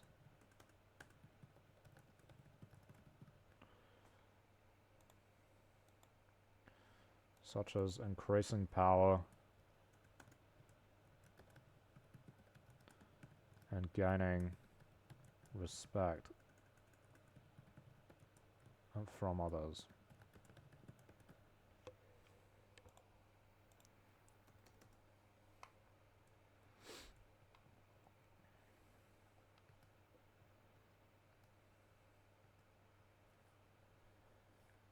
New car is in storage.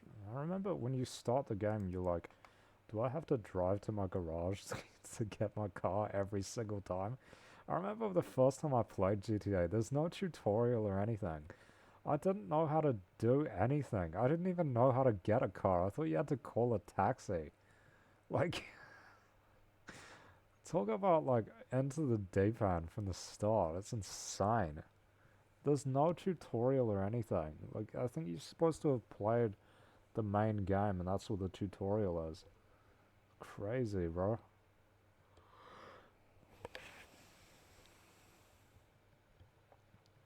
Baby, I'm praying on you tonight.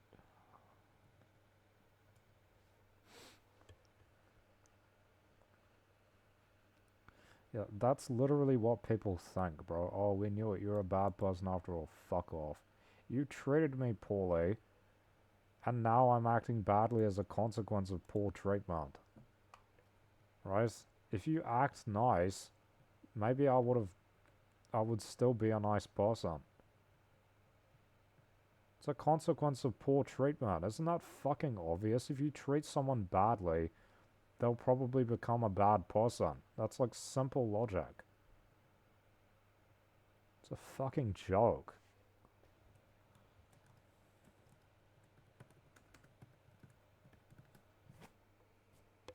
They want you to be like all moral and all of this. Fuck off. I'm not doing that.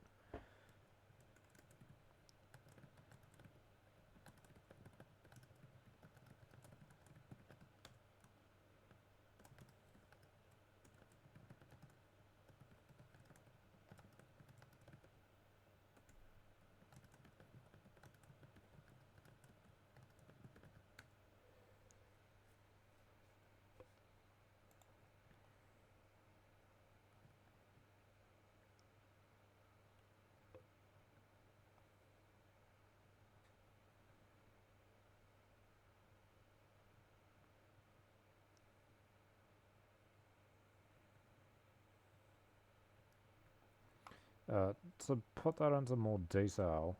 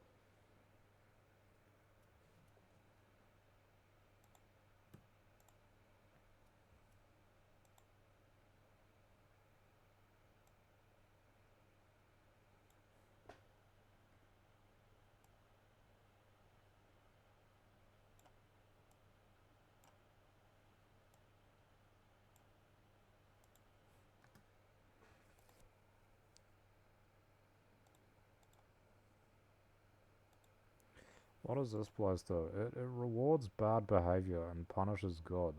But, see, I consider intelligence and intellectualism good things, but this country largely punishes people for expressing it. Right? And it rewards its opposite. It rewards repression, intellectual repression. This is a repressive country, socially.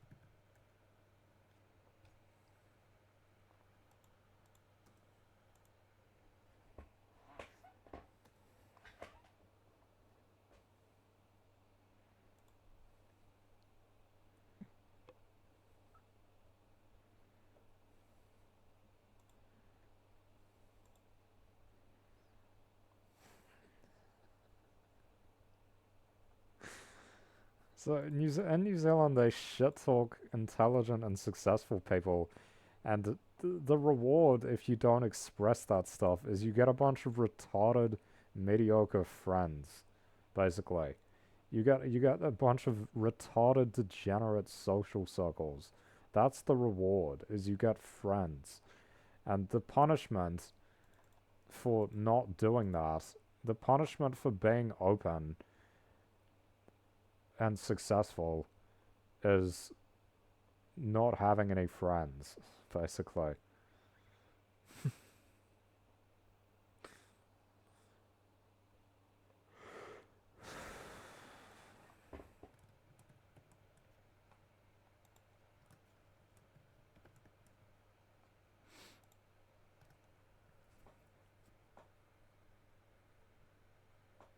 I already wrote those. I just flipped it around.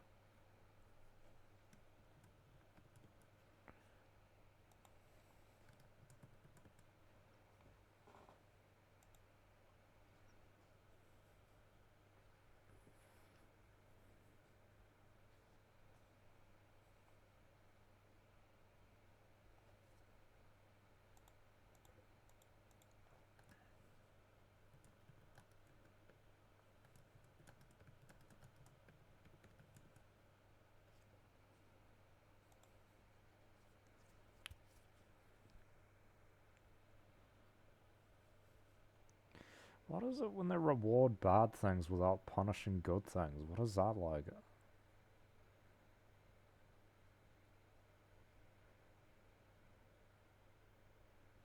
And there's obviously and. You can do both of some at the same time.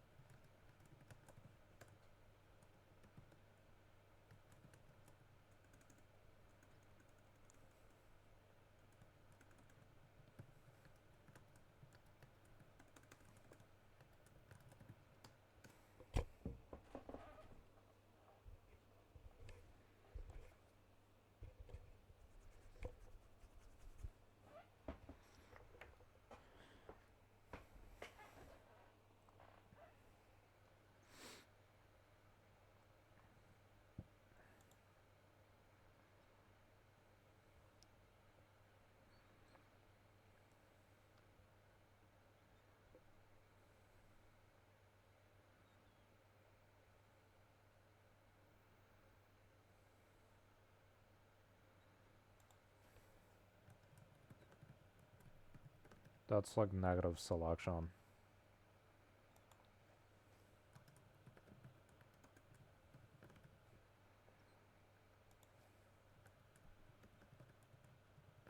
In New Zealand, leadership is like negative selection, bro. They reward bad qualities and punish good ones. Like, even if you look at, like, Jacinda Ardern, she was, like, superficially a positive character. And then if you look at, like, behind the leadership, it's, like, super fucking corrupt. And, like, her whole structure was, like, super unstable. And she was basically just putting on a, a face for people, right? And was a terrible leader overall. She wasn't a good leader, and she divided the country and all this shit.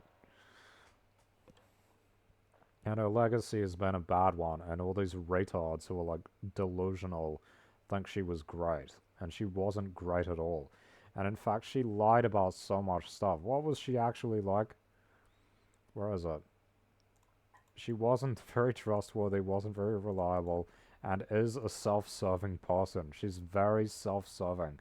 She put on a performance of selflessness, but she's actually very self-serving. You can see this. She's like a celebrity now. She's putting out books, being in documentaries. Fuck this shit. She's a fucking cult leader, bro. She's run the country like a fucking cult. It's crazy. Seriously. Yeah, she had like a literally like a cult of personality in New Zealand. It's insane.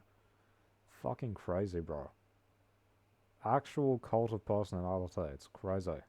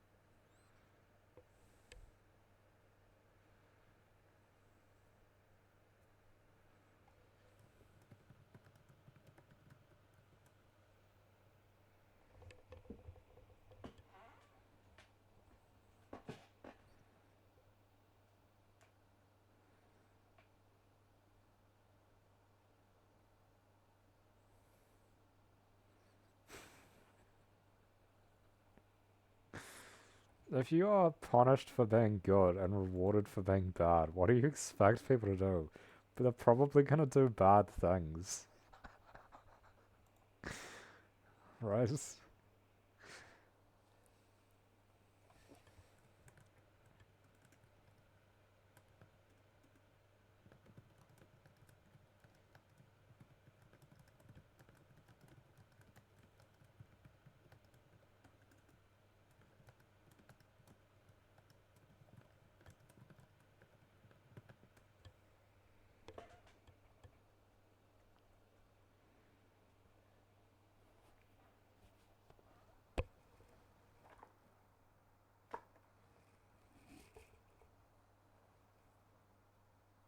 Like, this is kind of where like shit talking comes from, right? Shit talking is like not a nice thing to do, but people find it quite rewarding because um, it makes other people feel bad, basically. They get enjoyment out of that. It's like a sadistic thing.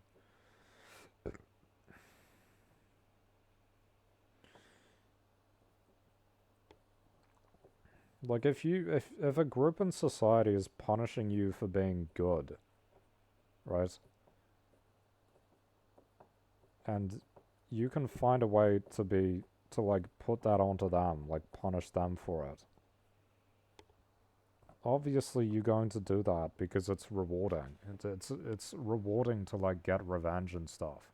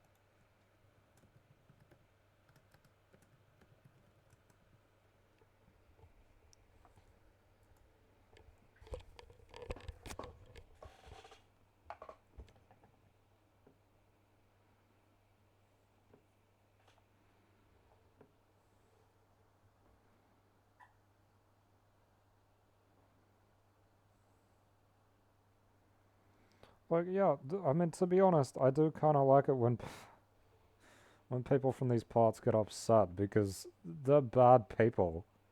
They're bad people and they deserve to feel bad, right? I know they're bad people. It makes me feel great when they get upset because they're terrible individuals and I would like to see them suffer a little bit for how much suffering they've caused other people, right? These corrupt individuals, this corrupt group that leads society. It would be nice to see them suffer at least a little bit.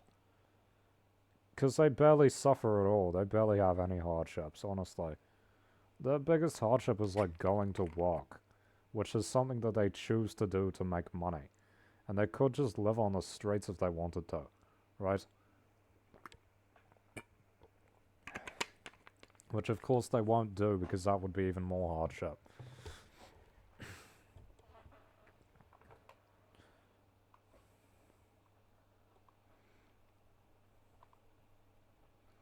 You know, the irony that these people have such easy lives and yet they are extremely insufferable. Um, they don't suffer sickness, they're not poor a lot of the time.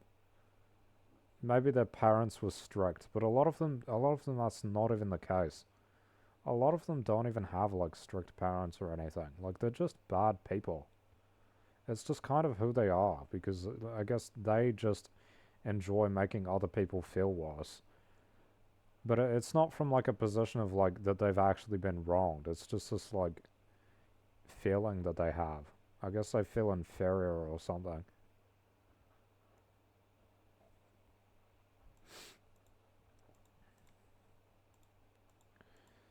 I think people like me are quite good. I just wish that there were more of them in high positions in society, right? And that there were fewer of the people who dominate society. That's what I want. I want a society where the majority in this country becomes like significantly a minority. That would be a good thing. I would really like to see that happen. I would really like to see them replaced by a totally different kind of people. Because it's not the land that's bad, it's the people living in it that are the problem. And the extreme degree of corruption, which is pervasive all throughout this country in the minds of the people, the culture that they practice, it seems almost fundamental to who they are as individuals, honestly. It seems like it's almost like tied to the biology of the New Zealand white and the culture that it spreads. It seems almost fundamentally tied to these people and their history. And it's the same in Australia.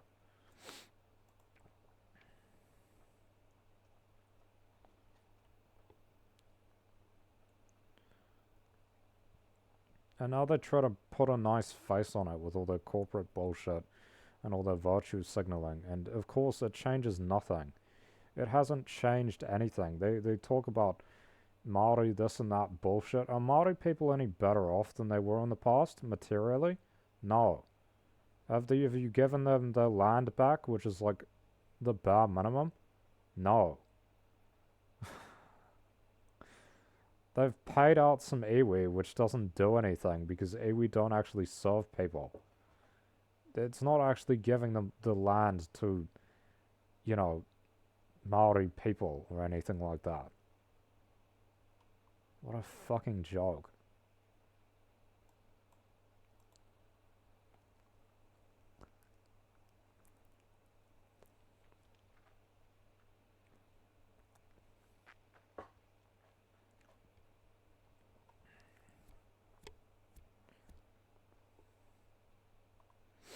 Like a vendetta.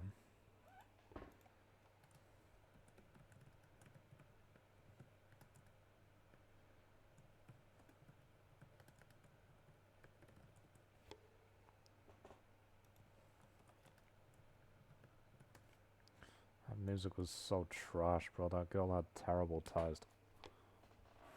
Holy shit.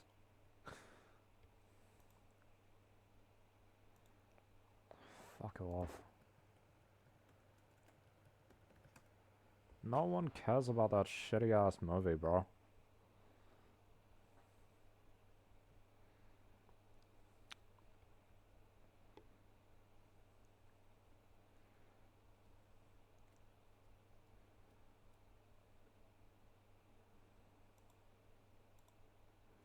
That's so cliche.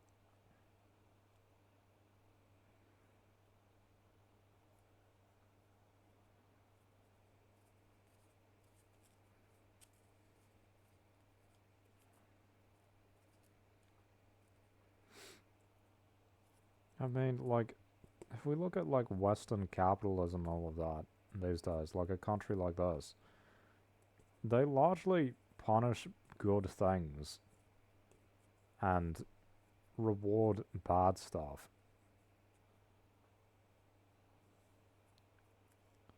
Largely.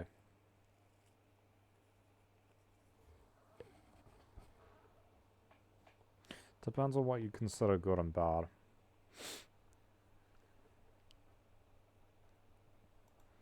But I mean, you know, intellectualism, for example, is only valued insofar as you can make money off of it.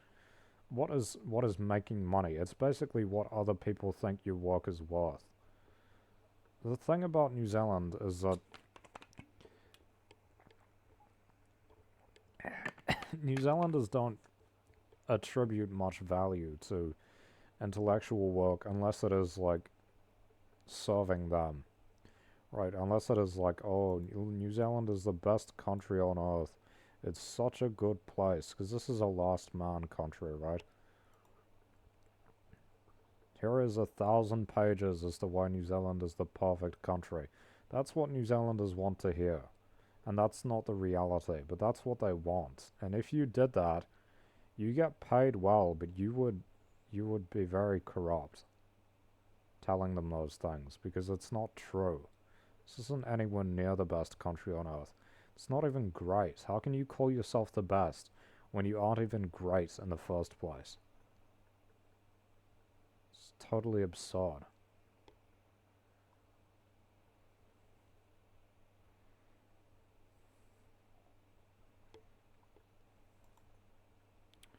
Well, maybe the best and greatness aren't necessarily tied to each other like a straight line, but um,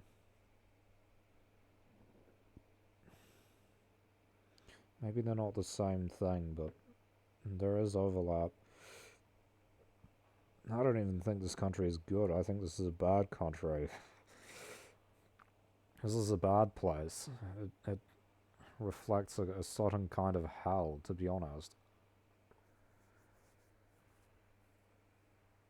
What's freedom worth when you're surrounded by terrible people? It's not worth anything, actually. You'd be better to be surrounded by good people. You know, like in a restrictive place. That actually sounds a lot better, doesn't it? What if they put you in jail, you couldn't leave, or you weren't really free? Well, that sucks. But then everyone around you is like, great. That actually seems kind of better.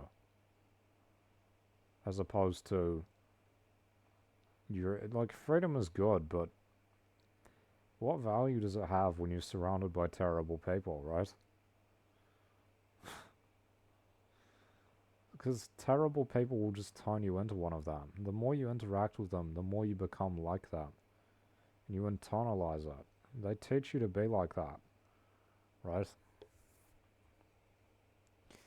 It's like the longer time you spend here, the more corrupt you become. It's terrible. And it just happens, it gets worse and worse over time. People wonder, like, why is New Zealand leadership so corrupt? Why are they so selfish? Why are they so, what was the other one? Unreliable.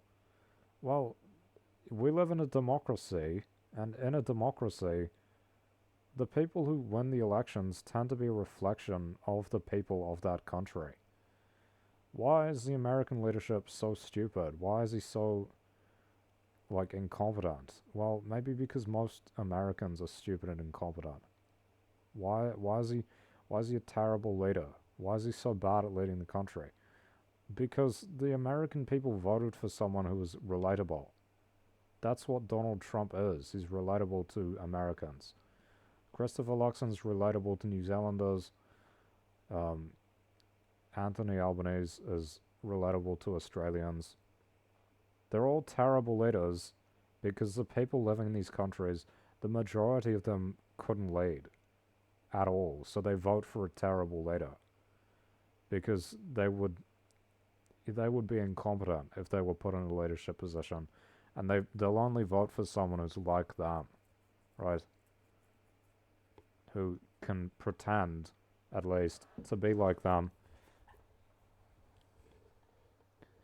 People don't like me because I don't put on the act. When I put on a performance for people and was a people pleaser, I was pretty well liked, but I was very unhappy, right? Now I'd say I'm a lot happier, personally, in a sense, but most people don't like me at all. It's kind of ironic. some people, look, the degree of happiness can be tied to how well liked you are, but at the same time, you can be very well liked and also deeply unhappy, as I used to be. And it'll come out in areas, and it does. Like, and it makes you search for something else, like it did. Like, I was looking for, like, all this different philosophy and stuff, getting into stupid bullshit as, like, an escape. All this religious, like, metaphysical, whatever you call it, mystical bullshit. Shit was retarded, but I was looking for something else. Trying to understand my situation, right? Because if I was honest with people back then, as I am now, I know I'd be losing all my friends, like, immediately. And it would have been hard to manage at that point of my life. You actually needed friends. And it wasn't just you'd lose your friends, like, they'd become your enemies straight away if you, like, like, stood up to them and stuff. Crazy. Because they're like gangs. It's like a gang. New Zealand's like a gang as well. The social culture is very gang-like. It's ironic because you think, oh, this is an individualist country, right? It's an individualist country with collectivist elements.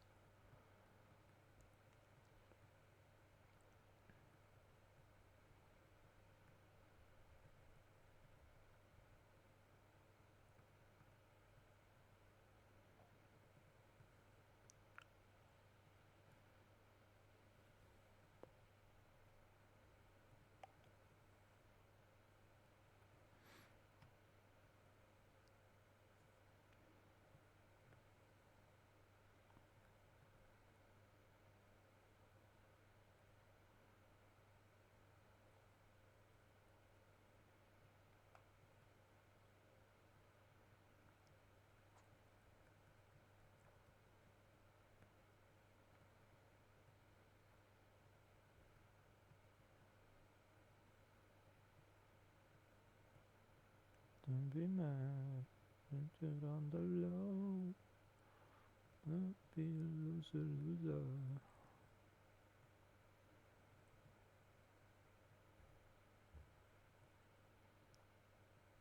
Fucking retards banging around the house. I don't even know what it is, it's just noise.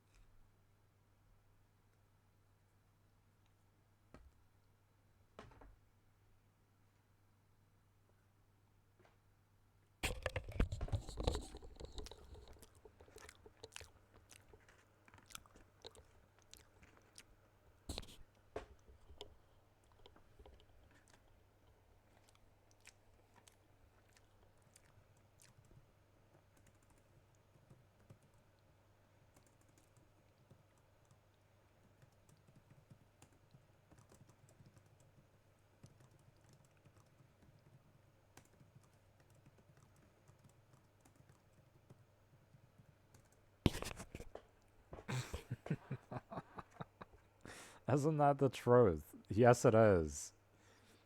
New Zealand, Australia, the United States, and the UK have bad leadership because they are democracies and their people are retarded.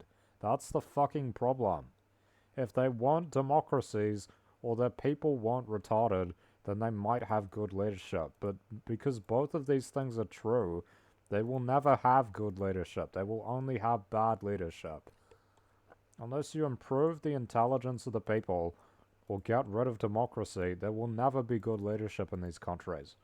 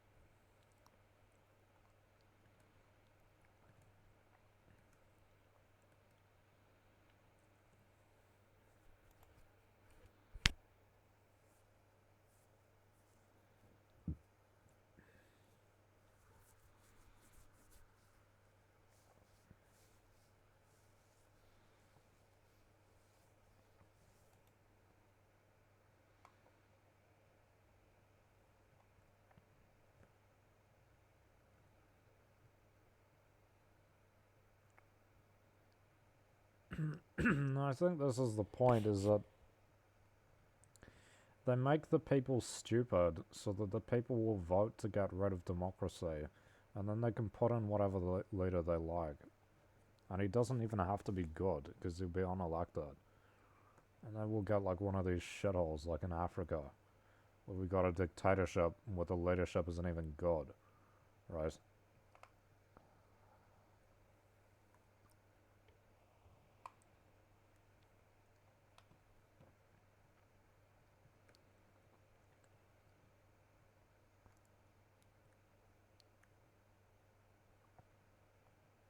I mean, people in Africa are like exceptionally unintelligent, though. Like, that's just the reality.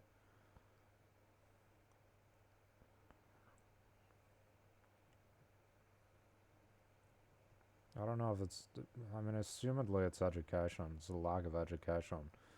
Even the leaders are uneducated, though. Like, seriously. Hard to tell.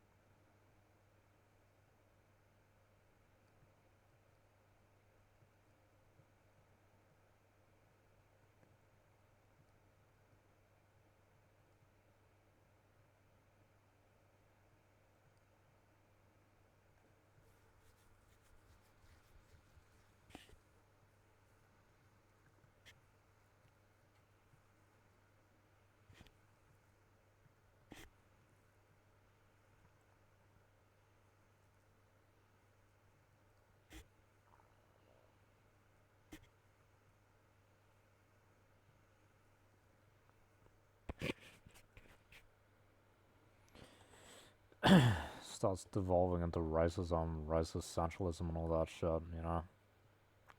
It's a question of, like, what is a person born with, and then what do they become through education and life experiences and shit. Because I mean, the wealthiest country in Africa was like run by whites. Is that why, or is it because they had wealth? Or was it because they had wealth and they were educated? I don't know. The wealthiest country in Southeast Asia is populated mostly by Chinese. China is also wealthy and successful, and that's obviously Chinese. And they used to be very poor, and now they're wealthy and successful again. Like, some of these other places have always been poor, and you think, like, what would it take? Education. I mean, if they would learn from these other places, maybe they could be successful as well, but they don't.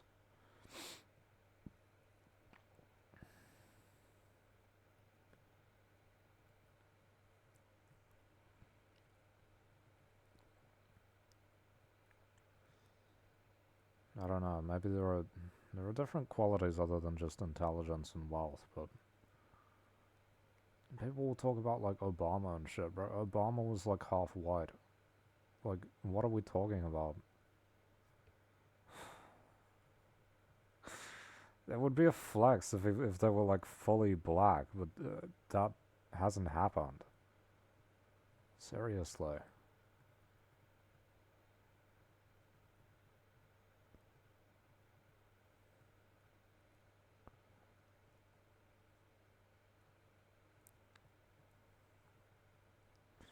You start to question or consider it like, are they wealthy because they had wealth to begin with and because they're educated, which is a possibility, or is it something else other than that, you know? Like,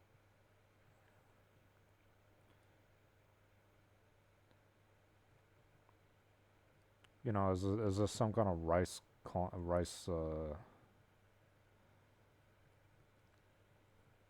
issue attached to it? Again, like, obviously the individual is the most important factor to consider. There are intelligent people in every country.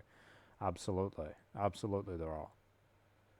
And there are stupid people in every country. Some countries have more stupid people than others do.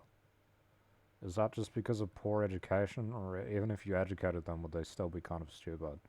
I don't know. Obviously, biology is real, right? Like, and if we consider, like, on the one hand, yes, Europeans did have lots of resources. On the other hand, which allowed them to develop. On the other hand, they were at war with each other for like centuries. Most of these countries were fighting each other for like long extended periods of time, right?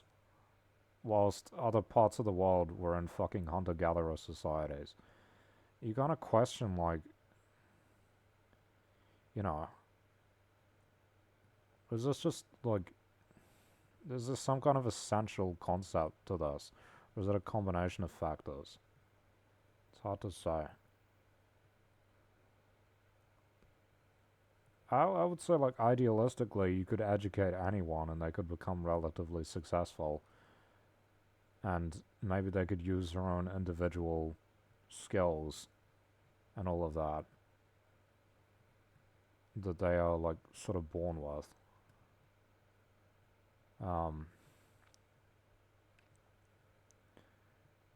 but I mean, it's kind of like fucking. It's kind of like the wealthiest country in Southeast Asia is mostly Chinese, and the wealthiest country in Africa was mostly white. Is that a coincidence? And, like, have these countries gone through struggles in the past? Yeah, well, they have, right?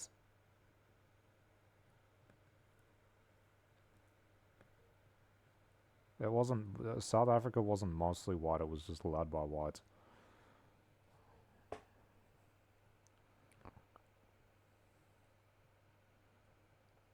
And, like, now it's led by the ANC and they're turning it into a shithole.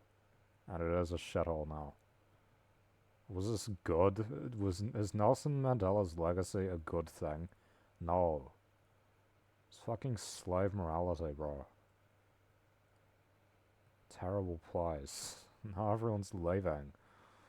I'm not saying that, like, white South Africans were like, good. Obviously, apartheid was a pretty bad thing to do. Um, and it led to their downfall, right? Because everyone was getting upset with them and stuff.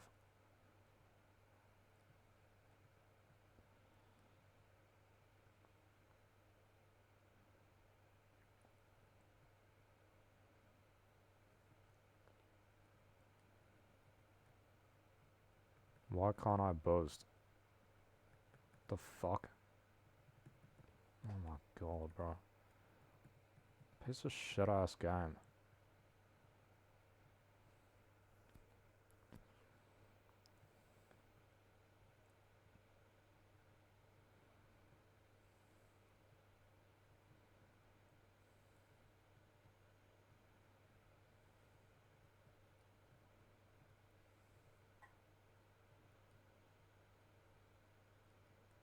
And, like, most of the British colonies are doing well as well. Also, most of the British colonies populated by.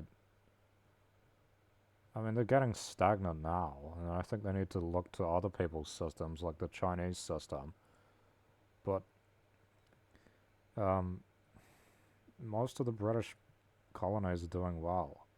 United States, UK, they have done well, right? United States, Canada, Australia, New Zealand, doing quite well.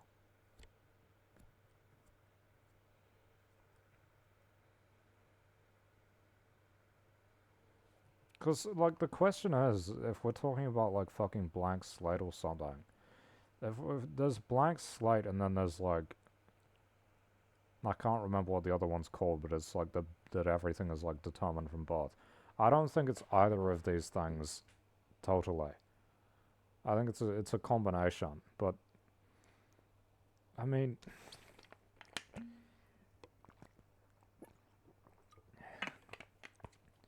And you look at these oil states like fucking Qatar and you know, what's the other one called? Yeah, like Saudi Arabia and shit. Are they like intelligent leaders? No. No, they're not. Because they got heaps of money, but they don't know what to do with it. Their leaders are stupid. Stupid people.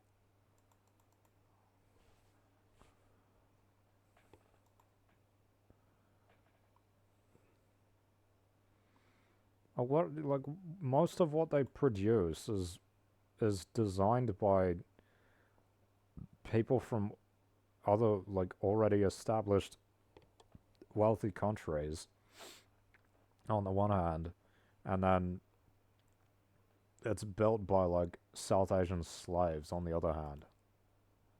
Right?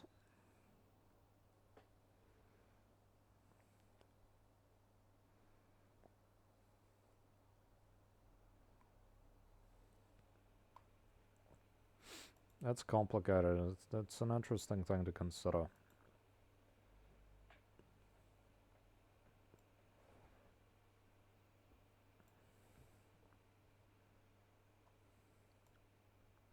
No, and I mean they've been intelligent like African people like MLK and Malcolm X,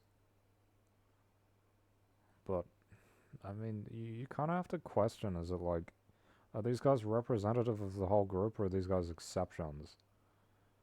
And like the rest of the group's not like that. Because if we look at now, it's like, well, what's their legacy? They're like symbols, and that's it. There is no legacy. Are black people liberated? No. Most of them still live in massive poverty. What's the legacy? It's just something that people can point to and be like, oh yeah, civil rights. Remember when people did that? And look, I do think that the United States government and whoever have repressed it. That's obvious. I think MLK was even killed by them, right? And with the Black Panthers, um, they obviously killed their leadership. Um, at the same time, I mean, you kind of have to wonder, like, what is it that, um, why do they keep failing, right?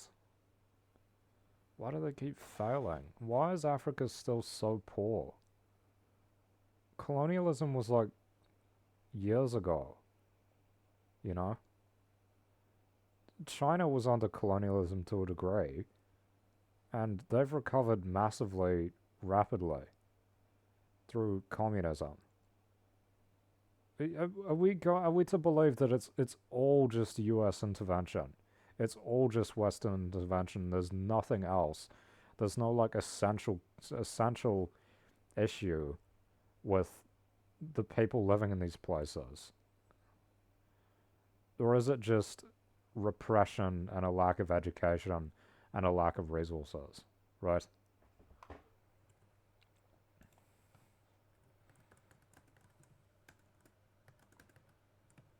It could be both.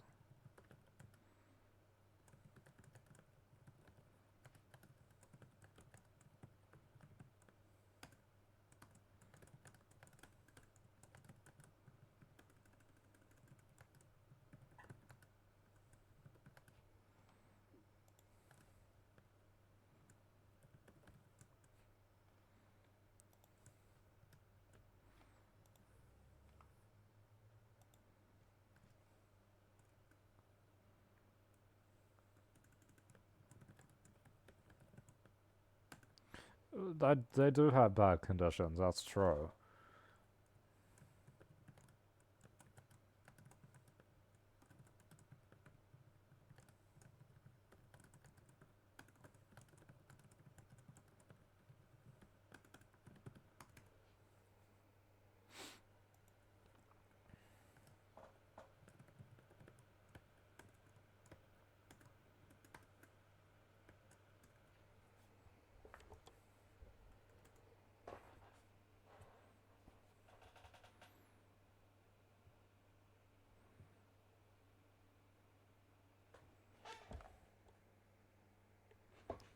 Fuck these ads, bro.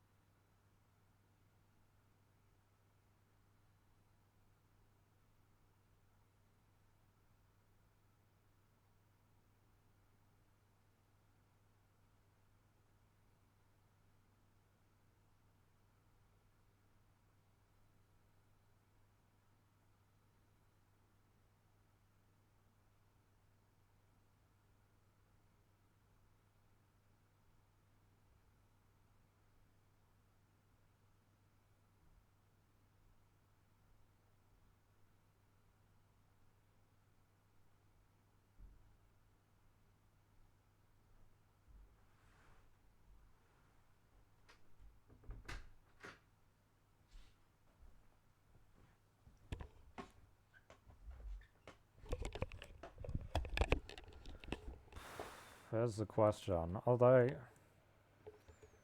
Are they essentially good and strong people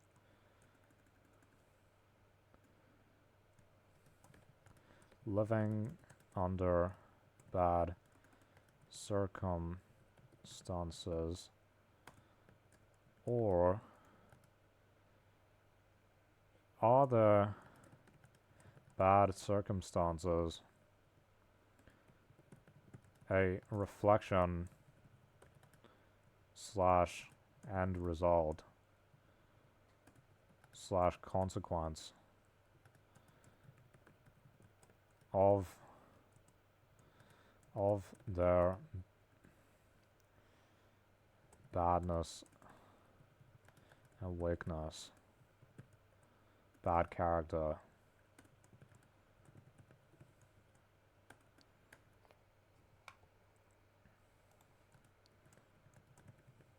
And this is like relative as well. We're just considering it in an abstract, right?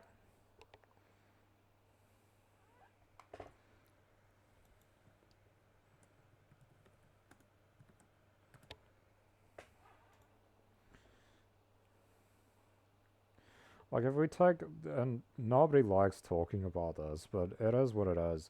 If we take the example of Africa, is Africa weak because they are good people, strong people in bad circumstances? Or are they actually weak and bad? And the bad circumstances is just a reflection of that.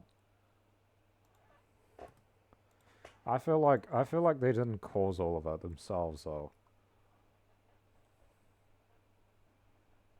But at the same time, there has to be some personal responsibility, right? And if you look at me, my circumstances are shit, but like, it's probably kind of my fault, you know? I could have made different decisions, for sure. And I'm still trying to learn and improve it. Like, I'm not just sitting here wasting away. I'm actually trying to do work to, like, improve it, right? I think what a lot of people think about this is, like, did they cause it themselves? Or was it brought on them?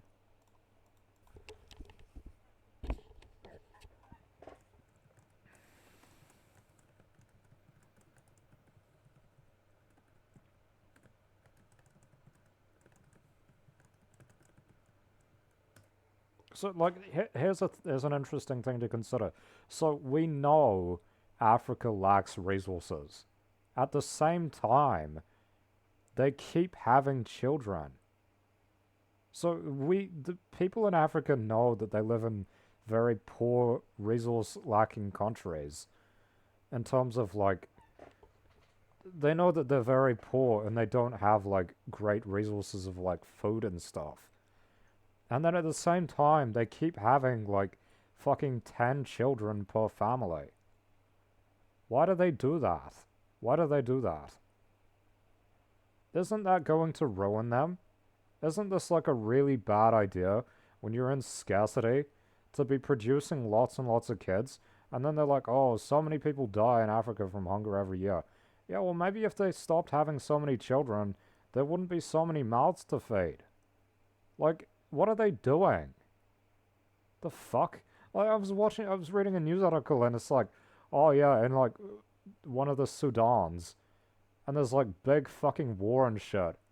And they're having kids. What are they doing? What are they doing? Why are they having kids? What the fuck are they doing? Why would you bring a child into that place? That's crazy. It's like, what the fuck?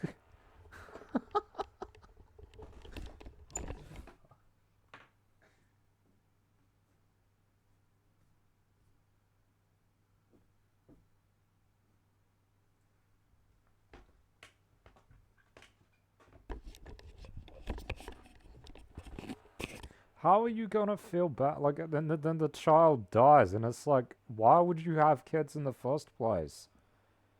What the fuck? Of course they died. You don't even have food. How are you gonna feed it? You don't even have food or a house to live in. You're living in a tent, surviving off of aid, having children. What are they doing?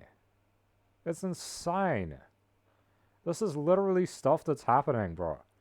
Nigeria has like 100 million people or some shit. Why? They don't even have electricity. There's like tens of millions of people in Nigeria that don't have any electricity and they keep having children. It's fucking crazy, bro.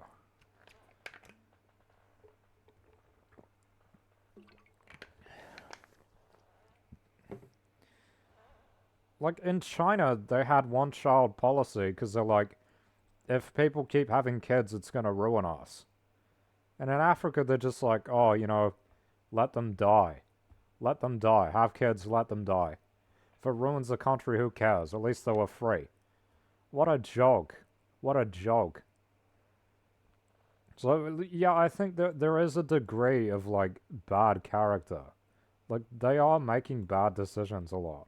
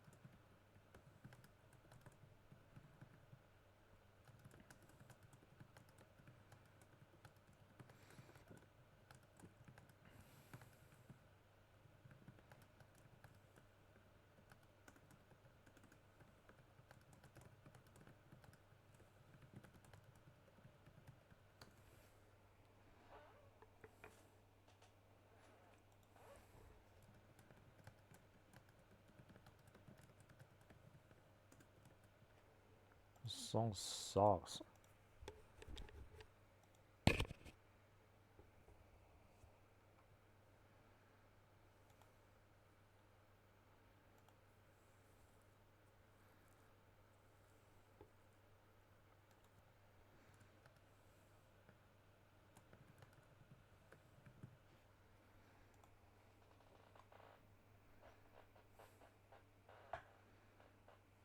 Why would you bring a kid into that shit?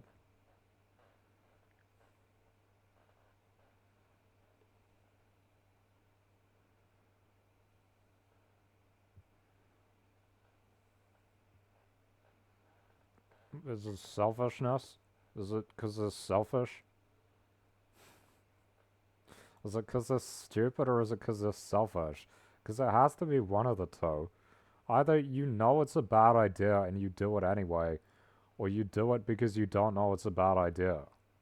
And if you tell them it's a bad idea and they do it anyway, it's because they're selfish, right?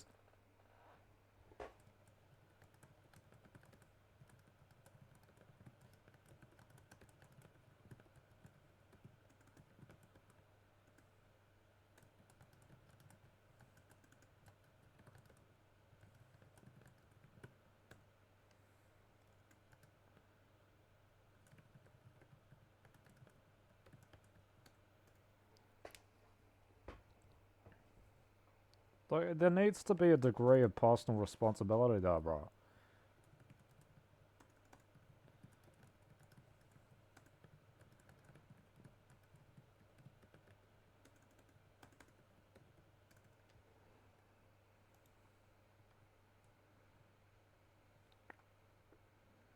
Like, just say you're selfish or something. Like, just say, oh yeah, I am selfish. That's why I brought 10 kids into Nigeria. Because I want to get rich off of them and shit, right? That's the point. It's like 10 opportunities to make money. That's the whole point. It's a quantity of a quality thing.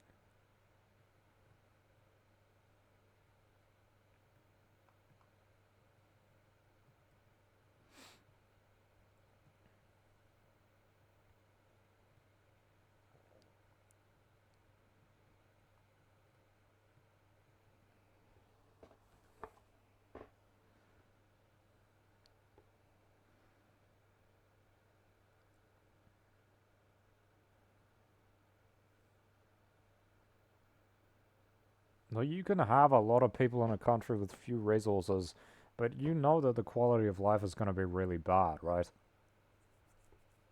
Who's going to take care of those people? Nobody.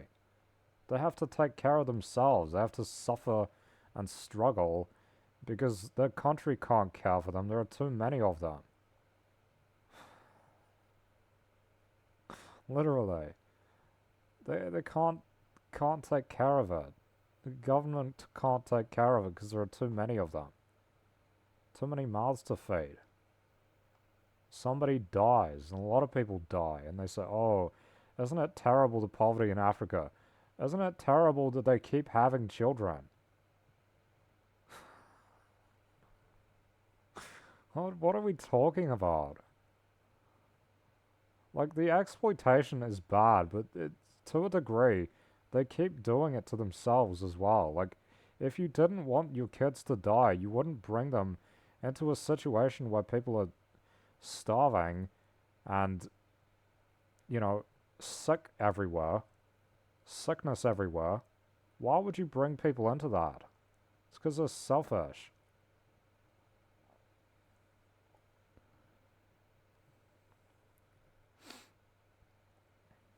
It's corruption.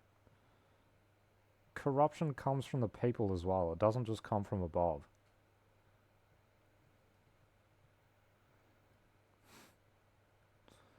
Why did the Russian Revolution fail? Something to do with Russians?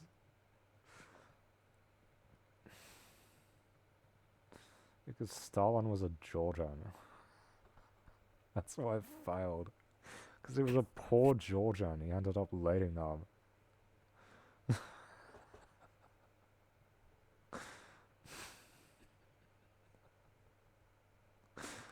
If they kept it Russian or Ukrainian, it might have actually done relatively well. That guy fucked it up for everyone after him. Literally, he fucked it up for everyone after him. Classic. He was a Georgian thug. Why did they let him become leader? He was literally a poor Georgian thug. And they let him become leader. And what did he do? He ran the country like a gang. And every fucking country after that took on the Stalinist system has run itself like a gang. This was not what Lenin intended for. Seriously. thugs want gangs. What do you expect? Makes them feel safe. He literally compared himself to the Tsar, and he's like, oh, that's kind of what I'm like. The whole point of the Russian Revolution was to get rid of the Tsar, and Stalin brought it back. What a fucking bullshit. Bunch of fucking bullshit.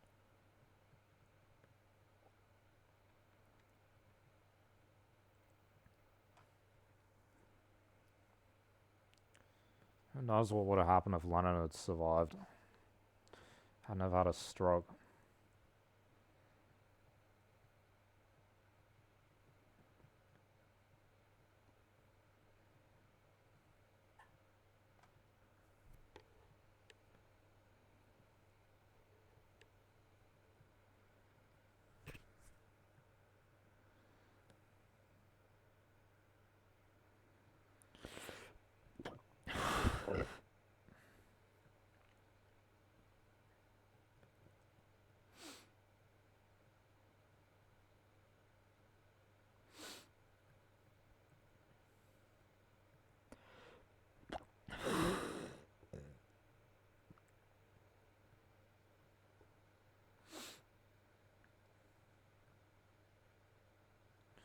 People say Africans are so happy. Maybe they're happy because they're stupid.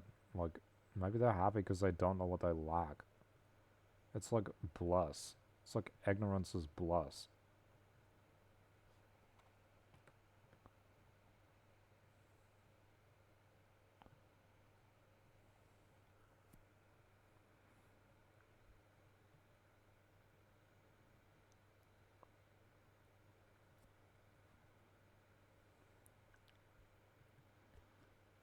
Honestly, I swear people haven't interacted with them, bro. They are not smart. Most of them.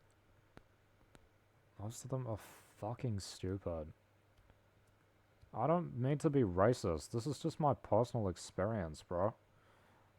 Intelligent people from Africa are by far the exception, not the rule. I think African Americans are different, but I mean like from Africa, you know. Even the guy I think of, who was from Africa, who was intelligent. Well, he was from South Africa. Like he was black, but he was from South Africa. So obviously he had a reasonable education now. Wasn't from like fucking Nigeria or any of these other places. Like who's Nigerian? Like KSI? That guy's a fucking retard. Seriously.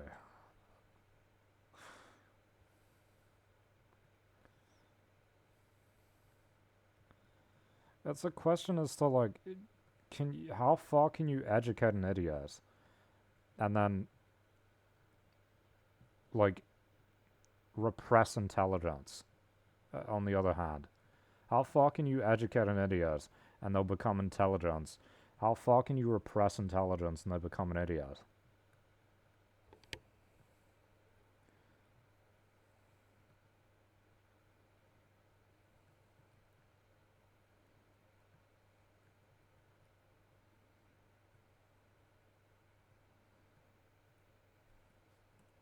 It's an interesting question.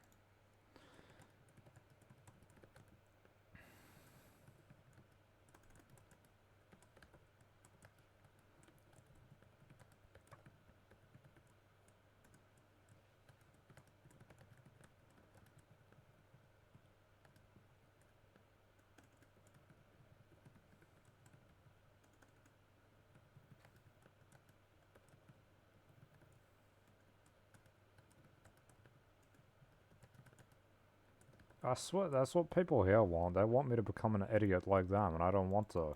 I don't want to do that. And then they put me on these drugs that are like mind altering, right? That like fuck up your brain, basically. Because that's what they want, to reduce the level of intelligent people to the level of a common retard. That's what New Zealand tries to do with tall poppy syndrome and anti-intellectualism.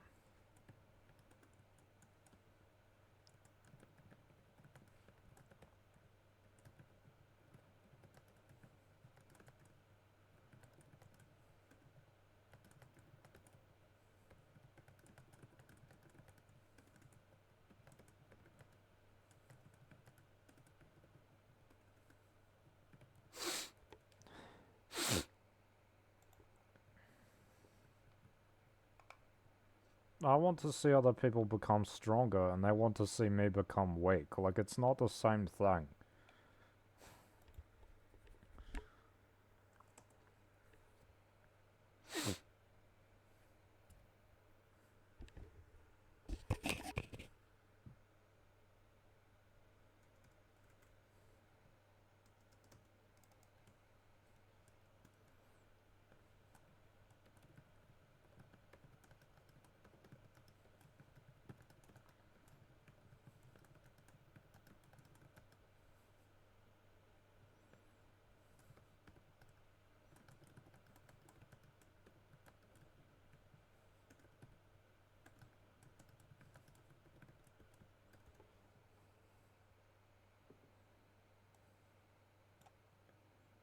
Oops.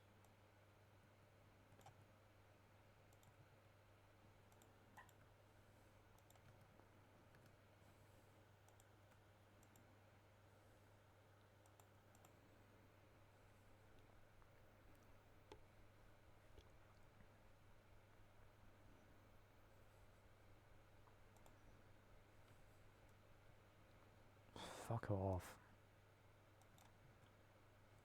Doesn't even move out of the way, what an idiot. Did he blow up my car? He fucking blew up my car. Fuck off, Razor.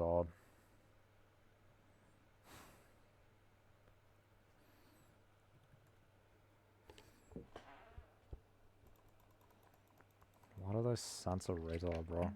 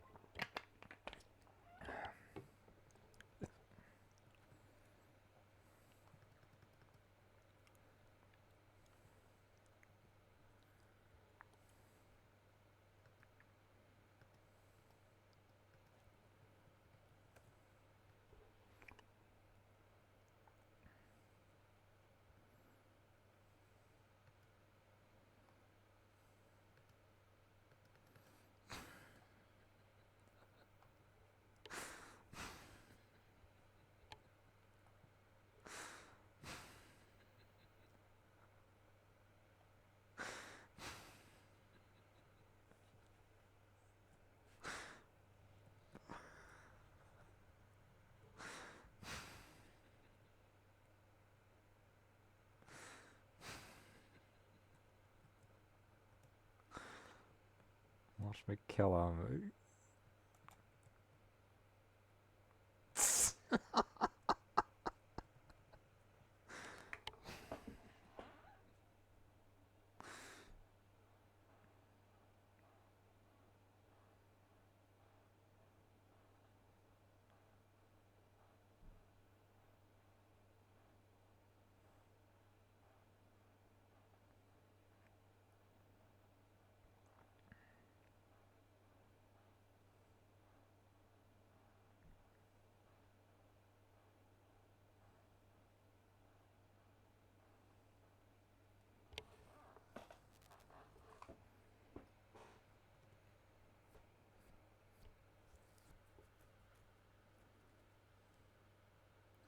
This guy's fucking annoying.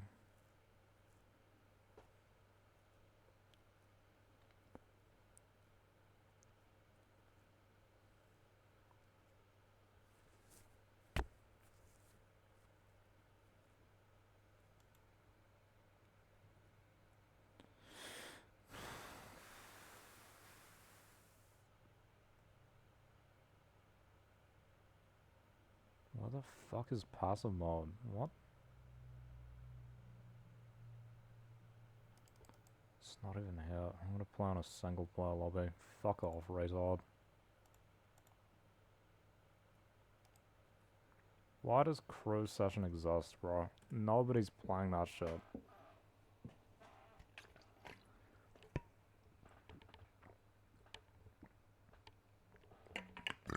That loser's gonna be all by himself now. That's funny.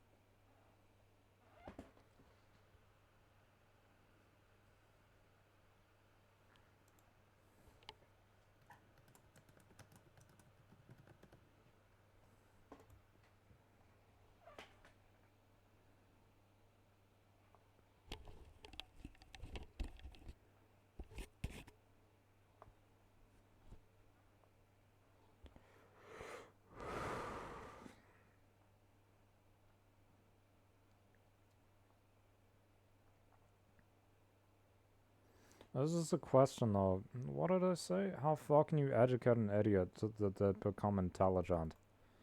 Or will a person always be an idiot? They're just an educated idiot. And how far, even if you really repress an intelligent person, do they truly become an idiot, or are they still just repressed intelligence?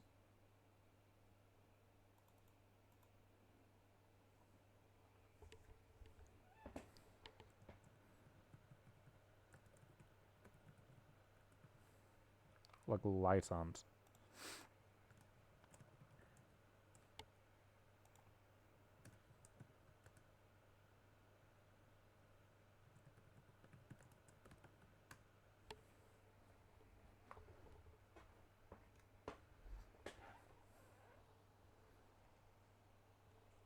Are they like in New Zealand? New Zealand, the intelligent people are repressed. Because it's anti-elitist and anti-intellectual. Which are two specific things. If a country is elitist and anti-intellectual, you can probably still be an intellectual if you are become an elite. And you can change it. If a country is elitist... if a country is...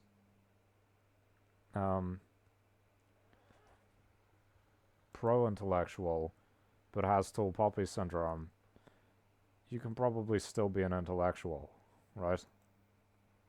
It's the combination of like anti-elitist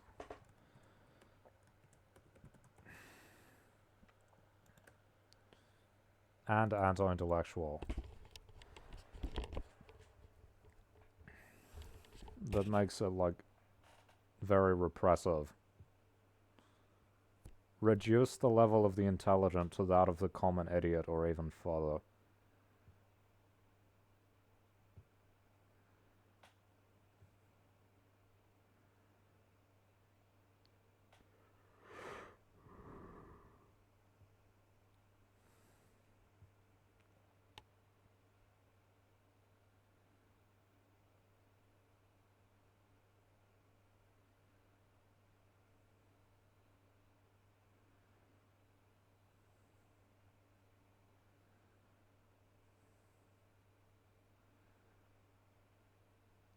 I mean, I'm sure everyone knows an educated idiot, right?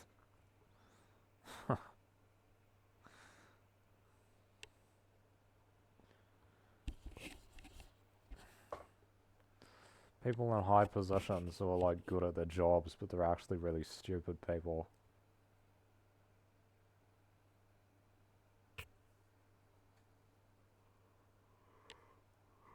You can be kind of an idiot at different things as well. Like, I might be kind of socially stupid. But also not. It kind of depends on who I'm with.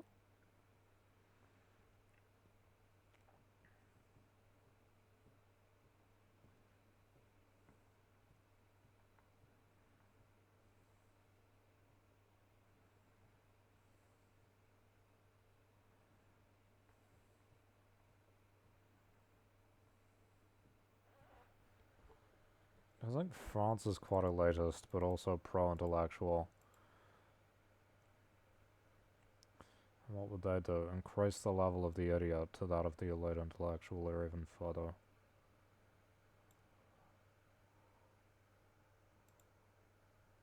It's like when you say they're classy. They are classy, what does that mean? Because they're smart. They're smart and well educated. They're at least well educated and elitist.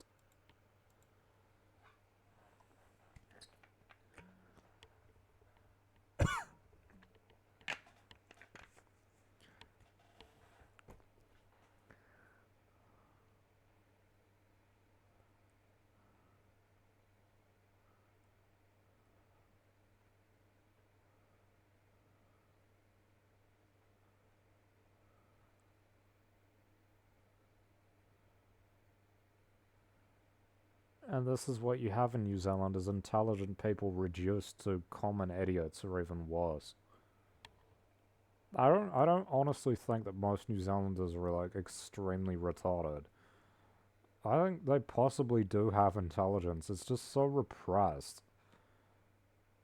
that it barely expresses itself. It is like they're like very repressed intellectually a lot of the time. Maybe, sure, yeah, maybe a lot of them are stupid, but at the same time, it's like, I think some of them are smart and just act like retards. But it's hard to tell.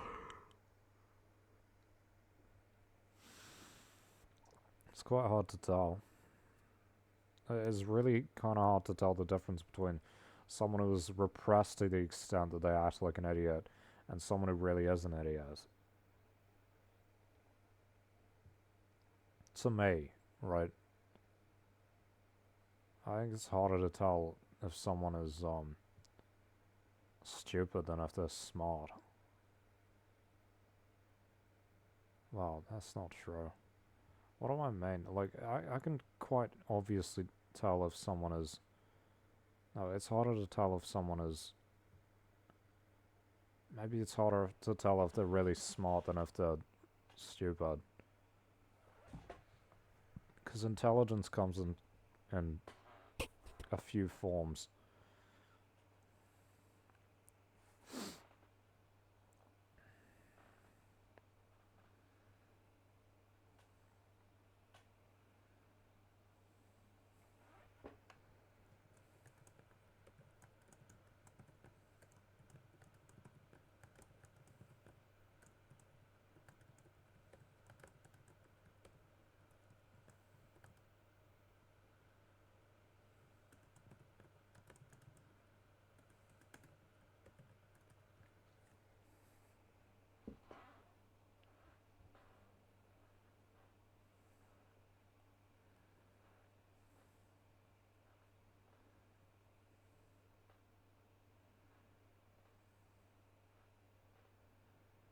I can't tell if they act stupid and they are stupid, or if they act stupid and they're not.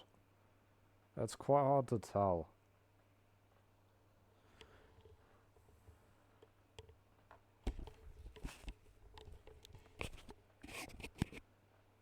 A lot of them seem stupid. Like, online, a lot of them seem stupid.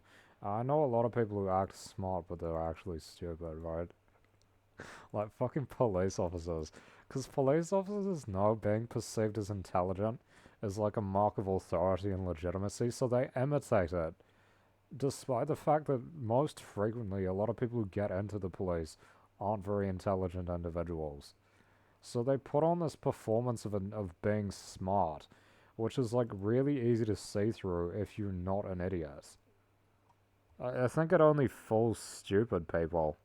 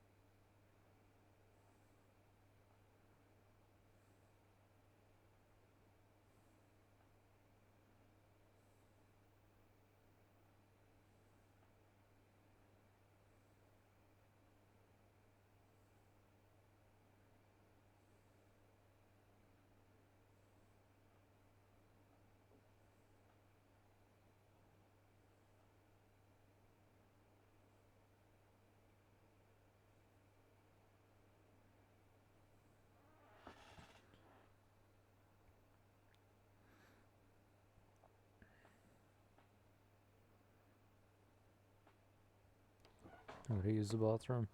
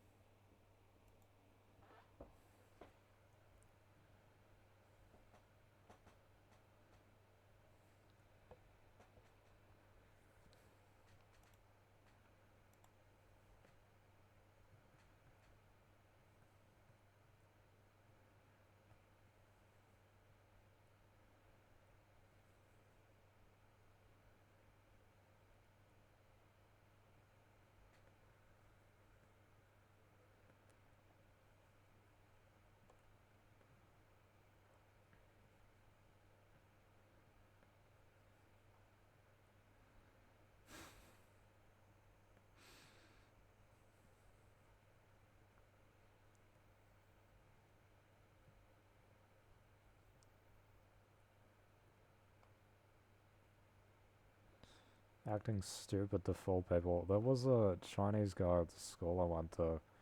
Apparently he spoke pretty good English, but he pretended he didn't understand just so he wouldn't have to talk to people.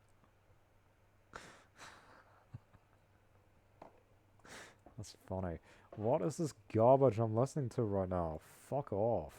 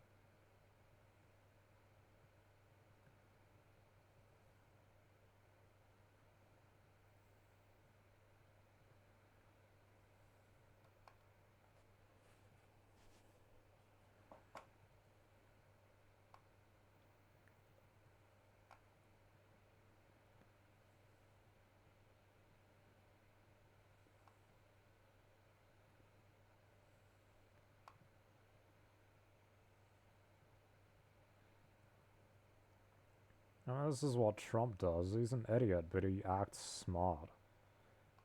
To a degree, and he fools a lot of stupid people. That's how he... It's really easy. He just puts on a performance of, like, confidence and he knows what he's doing. And he's gonna get results, and people fall for it over and over and over again. Stupid people fall for it, right? Oh my god, why are there so many fucking ads?